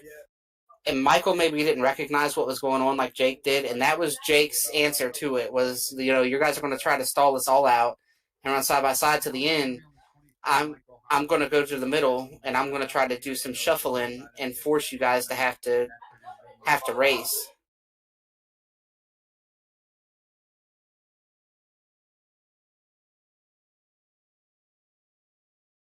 And then the 24 just churned down there and got him.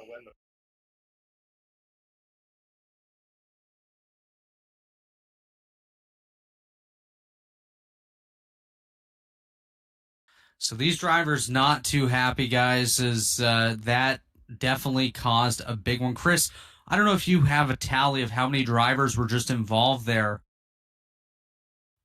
but that was pretty massive. Yeah. I think, like I said, Jake was just frustrated that those two Lake Norman cars were trying to control the finish. And what's crazy to me, happened. Chris, is how much tallies are a thing here. We have drivers above 20, or not tallies, incident points. We have drivers above 20 incident points already in this event. That is ridiculous.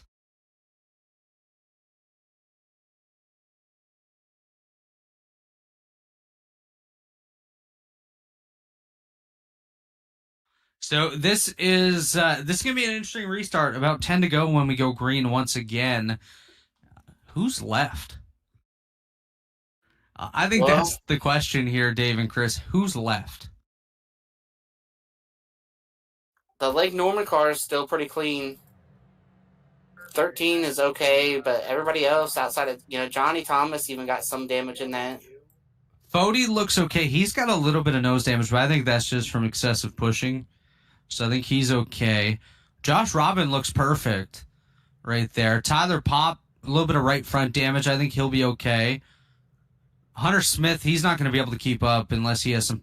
Oh, my God. I want to talk about something right here. I want to look at the 77 and 19 running 5th and 6th. Neither car has a front clip. That third row is going to absolutely check this field up. No front clip. And then you've got the Vincent Isabella machine Johnny back looks there. good. Seth looks okay. He's got Vince nose damage. got no front clip either. Gerald's missing still everything. running 9th after like 10 incidents.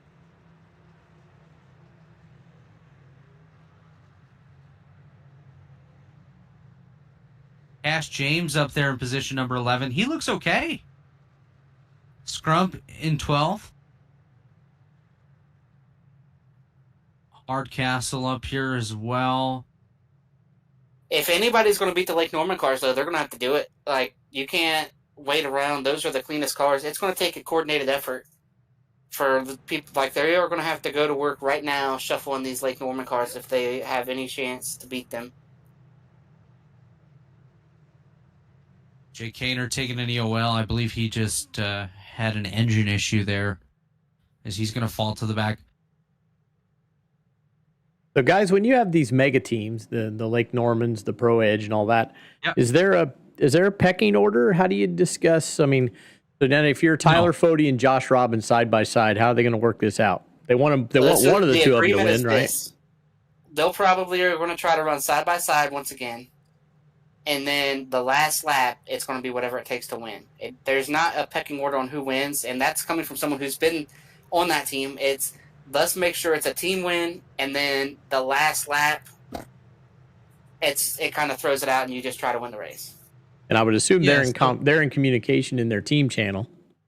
For sure. In their team Discord, yeah. Typically what happens, like for our group over in the Pro Edge Field Up conglomerate over there. Hey, wait a minute. I thought you said we weren't affiliated with Pro Edge earlier. Now you're saying in our group, Pro Edge. It is what it is. Anyways, so we communicate through iRacing as well as Discord. And at the end of it, it's go time. It's everyone for themselves. You know, we Well, work here together we all go. race long, and then you get down to it. It's time to go. We're going to go green here. 10 laps to go. Tyler Green, Footy, green, Josh Robin, green. Tyler Pop. And they've got to go to work on getting these Lake Norman cars right off the drop. This is going to get wild. I think we're going to see another big one here as these guys are going to try to shuffle out the 19 and the 77 unless they can stay up with the field. Sometimes you can when you have the draft help, but we'll see what they can do here. As we do see Cash James, he's worked his way into the top 10. Never mind, he falls out. He didn't want me to talk about him there.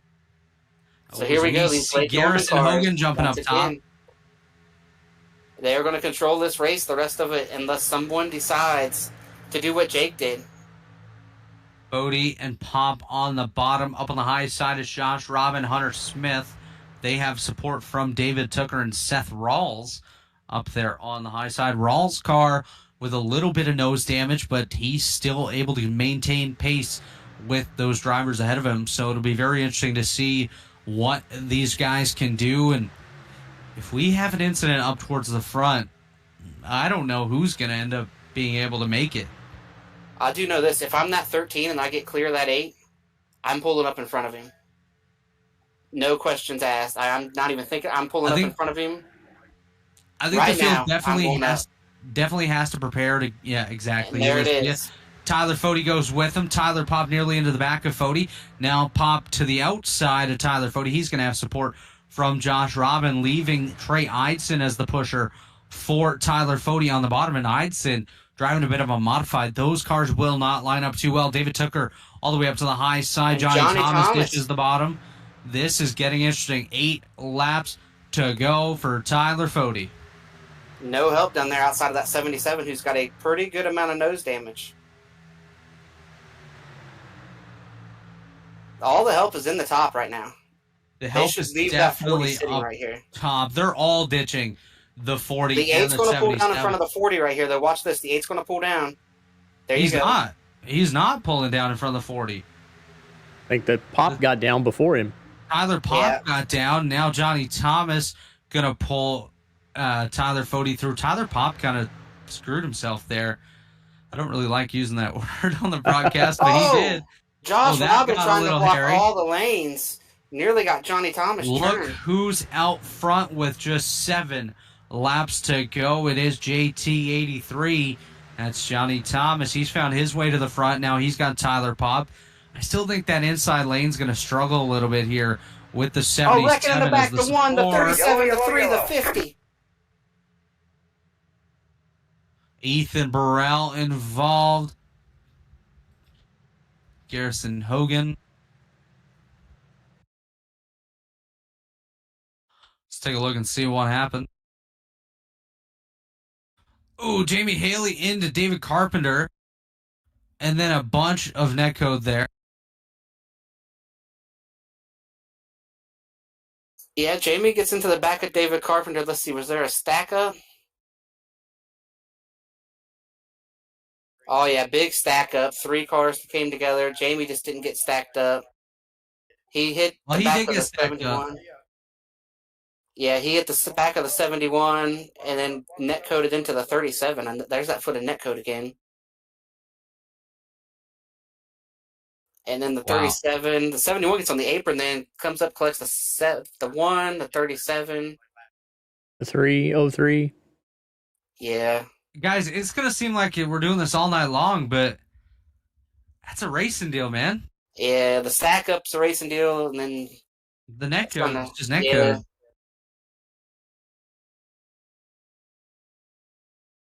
Wow.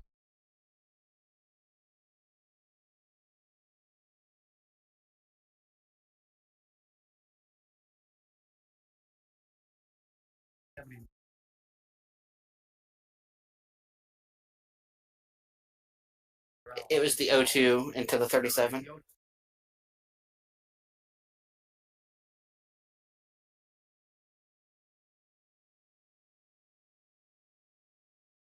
So as it sits now with this caution, Josh Robin, Johnny Thomas, Tyler Fody, Tyler Pop, Gerald Campbell are the top 5.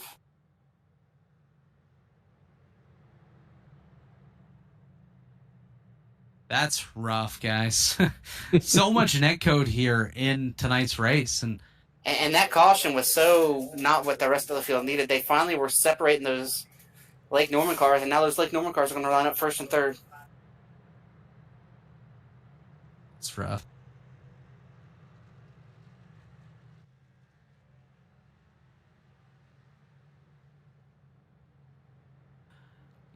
Just taking a look, listen to these guys on the microphone. They're all pretty pumped up here at this point. We'll go with that. Caution number 9 here on lap number 116. We're gonna be getting into that green white checker territory here, guys. Taking a look at how they're going to line up, it'll be Robin, Fody, Campbell, Eidson, and James on the inside. Thomas, Pop, Smith, Rawls, Isabella on the outside.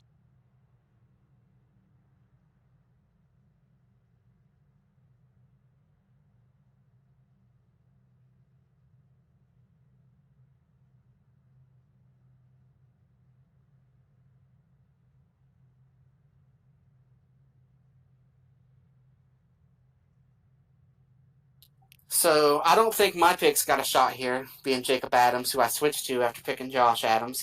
Jake's still sitting down there fixing some more damage. Yeah, I went with Michael Hosick. I'm still okay. Who'd you take, Tyler Fody? Yep, took Fody. Do you always take Fody? Well, on the repick, I don't know who I took. For Gerald Campbell right here. That's who I would like. Or Tyler Pop. I took Kyan Riley way I back guess at I'm the rooting end. against Tyler Fody up here in Lake Norman. So looking at the top 10, I still have a driver from my team in that top 10. And then I have one of my cup drivers in the top 5. So I'm like, you're torn. You never know. And let me just say this for our viewers. I'm not a my pick is a green flag. That's my pick. But Johnny Thomas winning would be a great story for the start of the season. Absolutely. The 13 winning would be huge for that guy. Tyler's not, I don't believe, ever won an Xfinity race. And Gerald Campbell's been in about 10 wrecks tonight, so it would be a massive comeback. You know, the 40 and the 8 have been up front most of the night. You know, the 8 dropped back a couple times and came back through the field, but the feel-good story wouldn't be with those two. Not that I have anything against either one of them. The 8 car, I cleared a black flag he was given earlier in the race, gave him an EOL, which is standard procedure, and found out later he was wrongfully given that black flag from the sim due to a driver not passing him before he got to pit road. So Josh Robin had to do a little bit of extra work to get back up to the front, and I'm very glad to see him leading here late in the race. Johnny Thomas wins, he'll do a short interview, right? If Johnny Thomas wins, we'll take him first, right? Let's do that for him. He has somewhere to be. Yeah. If Johnny wins, he might be giving us an interview from the Gen 4 car.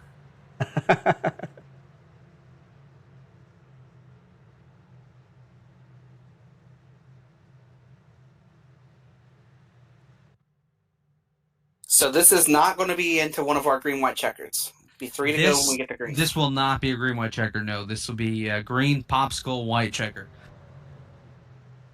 And those of you who are tuning in looking for Erska, it will begin about 10 minutes after the checkered flag falls here. Why would they tune in here for Erska?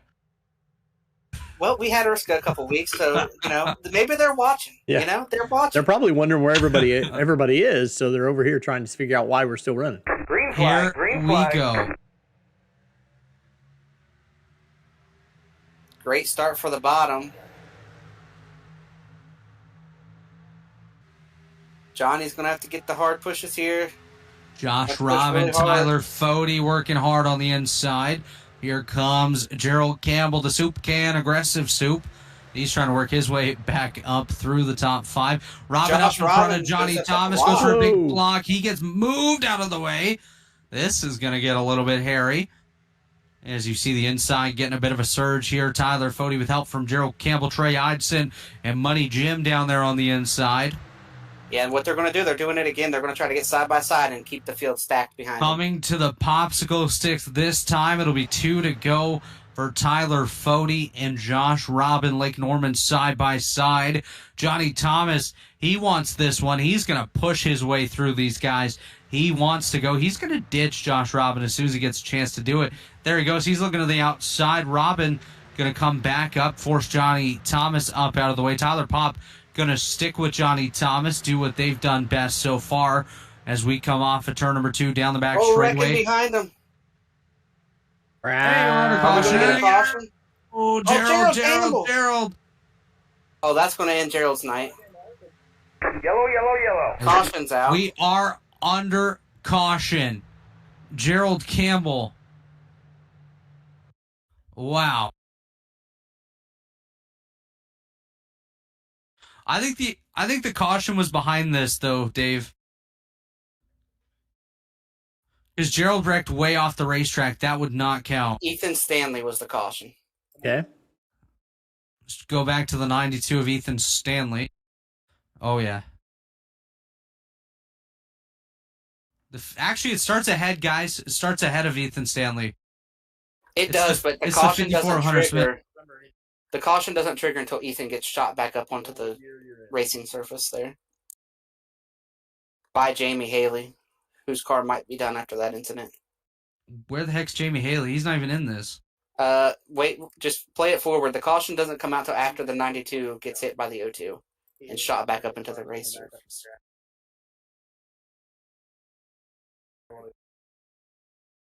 Yeah, right here they're going to stack up, get sideways, but they don't wreck on the racetrack. So we're not going to get a yellow for any of this. The yellow hasn't came out. The 92 is going to get tagged.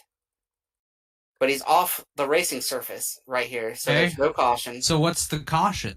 The AO2 is going to come through, dodging the wreck, and he's thinking the 92 is going to go back up the track.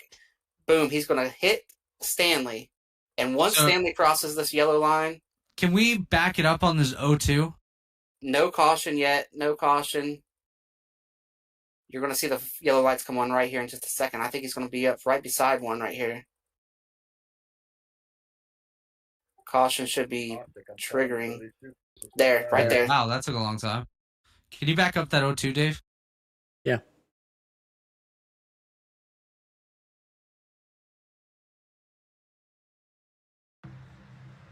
Yeah, he goes to the apron. He's going to shoot this gap. You see him slow down a little bit right there, and now he's thinking, "Oh, this 92 is going to go." I think I'm going to put that on the O2. Arc will break into the 92. I don't think so because he slowed down. Let's back it up and watch from his own board. You saw the flames shoot out. Let's back up and I think he could have avoided that though. So right here, let's play it right here. Because he has to go down to miss the first one. Can you play it at full speed, Dave? Yeah, see, the 54 is going to come down at him. He's going to see this, see right here? Boom, he has to dodge that car. And then just... If he slows down any sooner, he gets hit in the right rear. Very unfortunate for the O2 there. Very unfortunate for the night. This race has been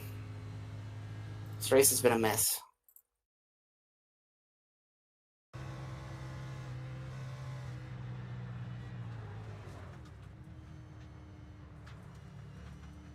So as it sits now, we are going to be getting into our green-white checkered. Our first one, we have 3 attempts at him, so we could do this 3 times. But Johnny Thomas is out front. Josh Robin is second. Tyler Pop is third. Tyler Fody is fourth. Trey Eitzen, Scott Crump, who we saw getting wrecked earlier, is back up in the thick of this. Seth Rawls, Cash James, Andrew Hardcastle, and David Chooker are the top 10.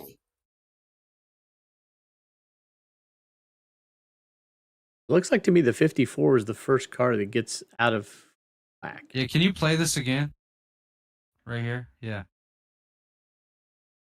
82 hooks the 54. I mean, that's what started everything. And real quick here, boys, Gerald Campbell is in the waiting room. Let's talk to Gerald. I don't want to talk to Gerald. I talked to him last night. And we are now joined by Gerald Campbell. Gerald, you managed to get into about 10 or 12 wrecks tonight. Survived through most of it, having a shot up there running right at the front. And that last one finally did her in. Yeah, I think I'd rather just wrecked on the first lap, to be honest with you, because it was rough. That was a lot of. It's just bad netcode out there. Like, anytime I could get up there to run to the front, like, any kind of shoves I got, I don't know if it was just me or everyone was feeling it or if the damage was really not helping the handling of this car. But I couldn't get a push without it going completely sideways on me, or I'm getting hooked, or a net of foot code, or a net code there. So a lot of net code out there. Net of foot code. Yeah, I got a foot up my you know what, but it was a rough one out there for sure. But it looks like it's going to be set up to. I think there's about 4 guys that legitimately have a shot, unless they wreck each other at the end there. And we're going to use the first green white checkered here. Do you think we'll use all 3? Yeah, we might. At this point, we might, depending on how hard they push. I really honestly think Fody's just playing around with everyone, and he's just not going full throttle just yet. Everyone else has been involved in multiple wrecks except for him. I think he's just playing around. If he went full throttle, I think he would put about a second gap on everybody. Well, all right, Gerald, real quick before we let you get out of here, you want to give a sponsorship shout-out or your teammates there? It's not been a great night tonight for the team. No, just about everyone got involved in a wreck, so it's rough. We're just going to go to the next one, which is Sonoma. So we're going to go from running into each other into the wall to just going into the grass everywhere, so we look forward to that. All right, Gerald, thanks for coming up and give us the interview there, and good luck with the rest of the season. All right, good luck to you guys, and hopefully it's good. Good finish for you. Green flag. As we are green with just 2 to go. A pretty good start for the bottom. That's going to get 3 cars clear. Those 3 cars, if I'm 2 of those cars, I'm pulling up in front of the 8. If I'm anybody up there, I'm pulling up in front of that 8 car. Ray Eidson pulls up in front of the 8. It's Eidson, Robin, Fody. Here comes Seth Rawls, the Rocket Man. He's rocketing his way through. The 13's going to pull up there. So is JT. That's going to open up the middle. They need to cover the middle from the 8 there. Down the back stretch, it is the 2 Lake Norman cars have been shuffled to the middle now. On the bottom, Johnny Thomas up top. We're going to come to the white flag this time. This is going to be one heck of a battle to the line. They do want to see the white flag Come here. on, white flag. Because next flag will end the race if it is the white. Here we come. Johnny Thomas collects the white. Here we go, boys. It's Thomas. Robin to the high side. He's got help from Tyler Fody. Johnny Thomas has help from nobody. Here comes Tyler Pop to the rear of Johnny Thomas. Seth Rawls up top. Andrew Hardcastle back up here. Here comes Money Jim Cash James. He's got Scott Crump on his outside. What's going to happen here as we come down the back straightaway, heading down towards turn number 3? Johnny Thomas loses his friend in Tyler Pop. Josh Robin going to try to work both lanes. Here we come into turn number 3 for the final time. Tyler Fody slides right down in front of Johnny Thomas. Oh, contact behind him. Contact. And every car here is going to wreck. Here we go. Go back to the front. Lake Norman, it's going to be... Who is it? Tyler Fody, I think. Fody by a little bit. By 2 1,000ths of a second at the line.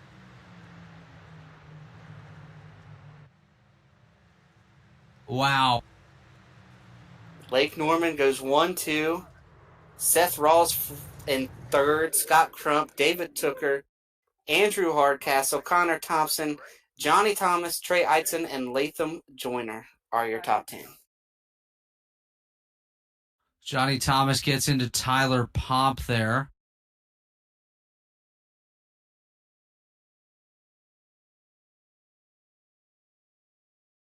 Might have been a netcode there. Yeah, there's not much contact there. One more time for that netcode.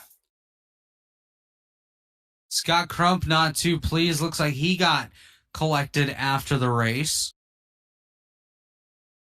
Yeah, definitely, once again, netcode. They went through each other as well, which is a early sign of netcode. Ooh. I think the inside was going to do it. I'm not sure if the 13's affiliated with Lake Norman or what, but once he bailed on Johnny Thomas there. Wow.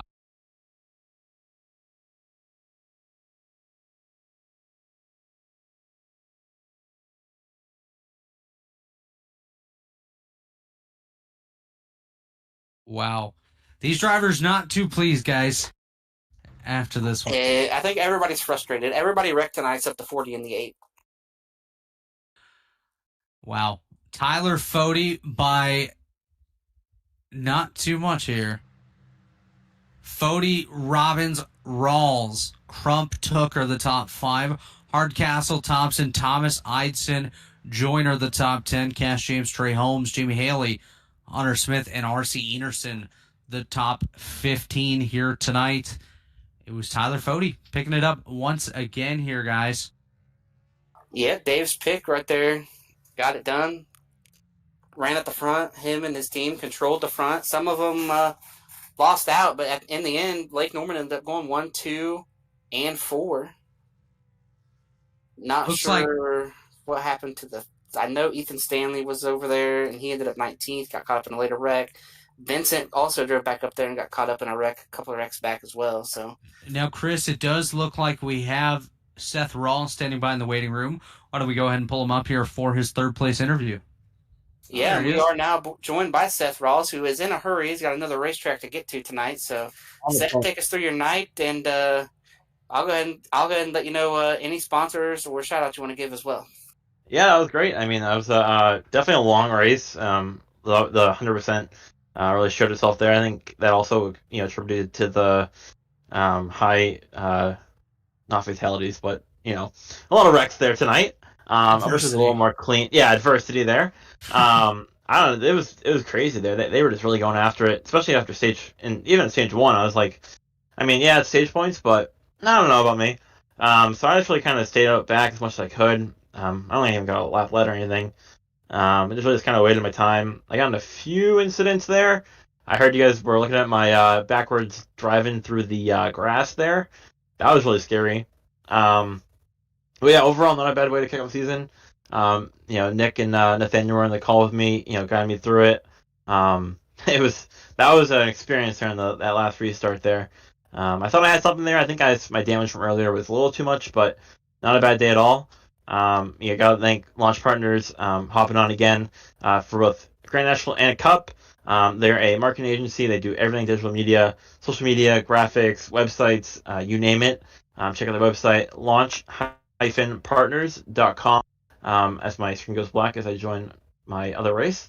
Also, shout out to myself, SR Design. I'm doing commissions, back in commissions. So if you guys need a paint scheme, want a cool hot rod for the fall season, or winter coming up, do a bunch of different stuff. So reach out, SethRawlsDesign.com. Shift Esports, not a bad way to follow up last night's performance by Nathaniel. Got a nice podium. Got a podium tonight.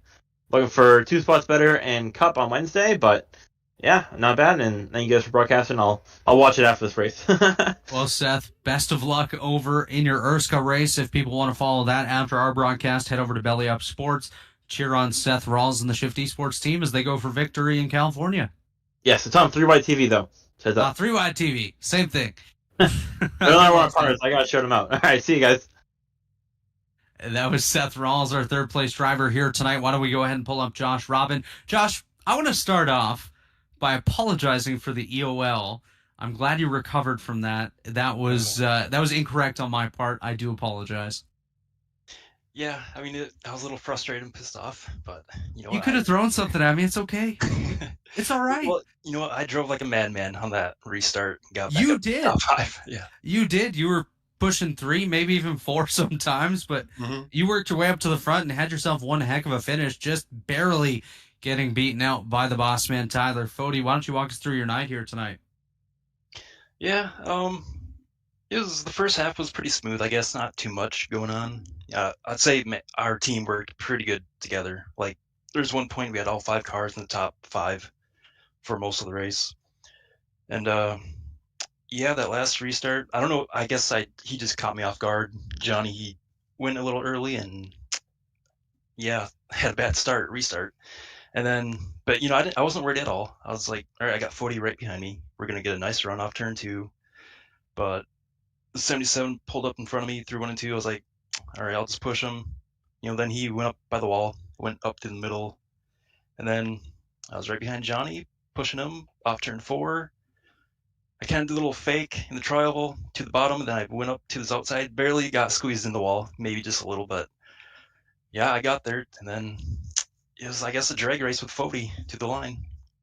Yeah, absolutely. You guys were basically side by side at the line. The gap between you two about 2/100ths of a second, so not too big at all. But obviously, this is not the biggest race of the week for you, Josh. Looking ahead to Wednesday night, you're racing in the Daytona 500. What can you take from this race to help you out on Wednesday night? Just block better, pretty much. So I love these plate races. I say it all the time. It's like where I really show my skills here on iRacing. But yeah, I don't know. I think I'll be up there up front on Wednesday, probably going for the win, hopefully. Um, yeah, I was hoping to get to go back to back with this race because I won it last season. So, but it's another great finish for Lake Norman Motorsports. Absolutely. And before we do let you go here, Josh, any sponsors you want to thank or shout outs you want to give? Shout out to my teammates. They're freaking awesome. And then you guys for broadcasting, everybody that tuned in to watch, and everybody that put on a good show tonight. Well, congratulations on your runner-up finish tonight. Best of luck on Wednesday, and we will see you on Wednesday. Alrighty. Thank you. That was Josh Robin, your runner-up finisher here tonight, folks. And joining us now, standing by with Chris Wright, is Tyler Fody. Fody, I'm sorry we sent Chris down to victory lane, but you got to talk to him anyways. Oh, man. Well, Tyler, my old boss man here, and my new boss man all here in one setting. So, pretty interesting night for you. Indeed. You guys, Lake Norman, kind of controlled the race there a lot in the early stages, and then they kind of dwindled away there in the middle part of the race, and it was just you and Josh there. And then at the end, Scott Crump was able to get back up there. So, take us through your night, and I guess it worked out just like you planned there, sitting on the grid, right? Yeah, it was all team orders. They let me win, which was the plan. Yeah. No, it was. I'm happy with it. The whole team, all that. Yeah, that's the word around the street. But yeah, no, the whole team was awesome from start to finish. Was just lights out. We were working the lines. We had everyone up there. I think we even had 3 lines going at one point. Vince was going crazy up by the wall, but yeah, super happy with it. We all tried to stay in it as long as we could, and we slowly started losing guys here and there to damage and things like that. But yeah, Robin and I were able to keep it clean most of the night and be there in the end, which is all you can really ask for at a track like this. And even Crump, huge rebound to get a 4th there after all the stuff he was going through at the beginning. So yeah, super happy with the result. Last season, Robin got me in this race, so we got him back tonight. Now, I will say we did talk about it in here about what the protocol is for teammates being at the front towards the end. And I said, as someone who was at Lake Norman, the protocol is make sure it's a team win, but it's all for yourself there on the last lap. Oh, yeah, that's always been how it is. As much as people might think otherwise, if we can all get ourselves in position by the last lap or two, then it's every man for himself, really, by that point. Yeah, and one thing that people forget too last season in the Daytona 500, it still sticks with me because I was one of the people involved. We had 4 of the top 5 as we took the white, and by the time we got to turn 1, there was nobody. Yeah, we were all wrecked. So hopefully this season I can be back up there with my new team, and you guys can be following me across the line, Cody. What do you think? Is that a plan? Hey, if I have a shot at it and I don't get it, I'm just happy to have had that shot. We didn't really get one last season, so. So what did you think about the new team tonight? You and Robin, obviously, it was your first race with Scott Crump. Did you think everything worked out well tonight? And obviously you got the win, but team-wise, did you think it went okay? Yeah, everyone's great. We got Crump, Ethan Stanley, who are both new to the team. Vince and Isabella's been with the team but took a season off, and he's returned, and it was like clockwork. Everyone was in sync, working together. Really happy. I mean, Vince won a duel for us last week. I was working well with Crump in the truck race last night. It was it's really good. I think we're going to be looking pretty good with the rest of the season here. All right, Tyler, before we let you jump out of here, any sponsors you want to thank, shout out you want to give as you win the first race of the season and you look forward to, I think I heard Sonoma next week? Yeah, I don't know whose idea it was to put a road course second, but, I think we all know whose idea it was. But anyways, Yeah, just huge shout out to the Lake Norman guys. As I said, Robin racing there for a win again, back-to-back seasons now, me and him. Crump, obviously, for getting a solid fourth, and Vince and Ethan for helping when they did. Unfortunate luck, but like I said, we're looking pretty good for this season, I think. Shout out to Blue Egg for staying with the team. Shout out to iWraps for coming on board and painting up some of our cars. And shout out to you guys, too, for putting on the broadcast. Well, all right. Congrats, Tyler, on starting the season there on a winning note, and good luck next week as we look at Sonoma. And you're one of the guys that they look to beat at the road courses, so good luck next week. Yeah, thank you. That was your winner tonight, Tyler Fody, and Chris and Dave. We are coming down to the final curtain on tonight's opening round of the Rebilas Photography Grand National Series, the Black Magic Designs 300. Why don't we get some final thoughts from both of you? Let's start over with Dave Huckleberry. It was a pretty wild action. What I expect for Daytona. Seems like these speed weeks are always just get wilder as we go. So we'll see what this leads into Wednesday. Absolutely. Chris, what do you got for us, bud? Well, I'm a lot more nervous now than I was before tonight about our 500 and the kind of race we saw tonight. I did not expect all the craziness. Guys crashed 2, 3. Gerald Campbell crashed about 10 or 12 times. I mean, it's wrecking everywhere. We only had 2 cars not involved in a wreck tonight. Tyler Fody, Josh Robin, everybody else was involved in at least one. Way crazier than I thought. We never did get that long green flag run that I predicted in the pre-race. So I don't know. It was not anything like I expected, and I'm pretty nervous heading into Wednesday for 500 miles. Hopefully we don't go for 30 or 40 cautions. Well, before the big show on Wednesday, we do have the Pit Pass Network ARCA Series tomorrow night. Broadcast kicking off about 7:30 with Chris and myself over there. I believe And Weeks is joining us. That's right, Matthew Weeks. Big Zeus is going to join us up in the booth for round number 5 of the Pit Pass Network ARCA Series. I believe it's the 5th race of the season. I should know, it's my series. But anyways, tonight was a good night. Good night to watch the race. Not a great night to be in it. There was a lot of carnage out there and not really what you want for the start of the season. Hopefully that cleans up going forward, and hopefully Wednesday's race does not follow suit with this one. And looking forward to getting back behind the wheel, starting 25th on Wednesday in the Daytona 500. Going to have a lot of work to do to work our way forward, but looking forward to that broadcast with Dave and Alex on Wednesday. So be sure to join us. And again, if you are on our YouTube page, give us a like, give us a subscribe as well. Help us build our goal of 1,000. And if you want to take part in the Elite Racing League, head on over to X, send us a zeet, and let us know. That sounds weird to say, but Elon Musk changing over Twitter.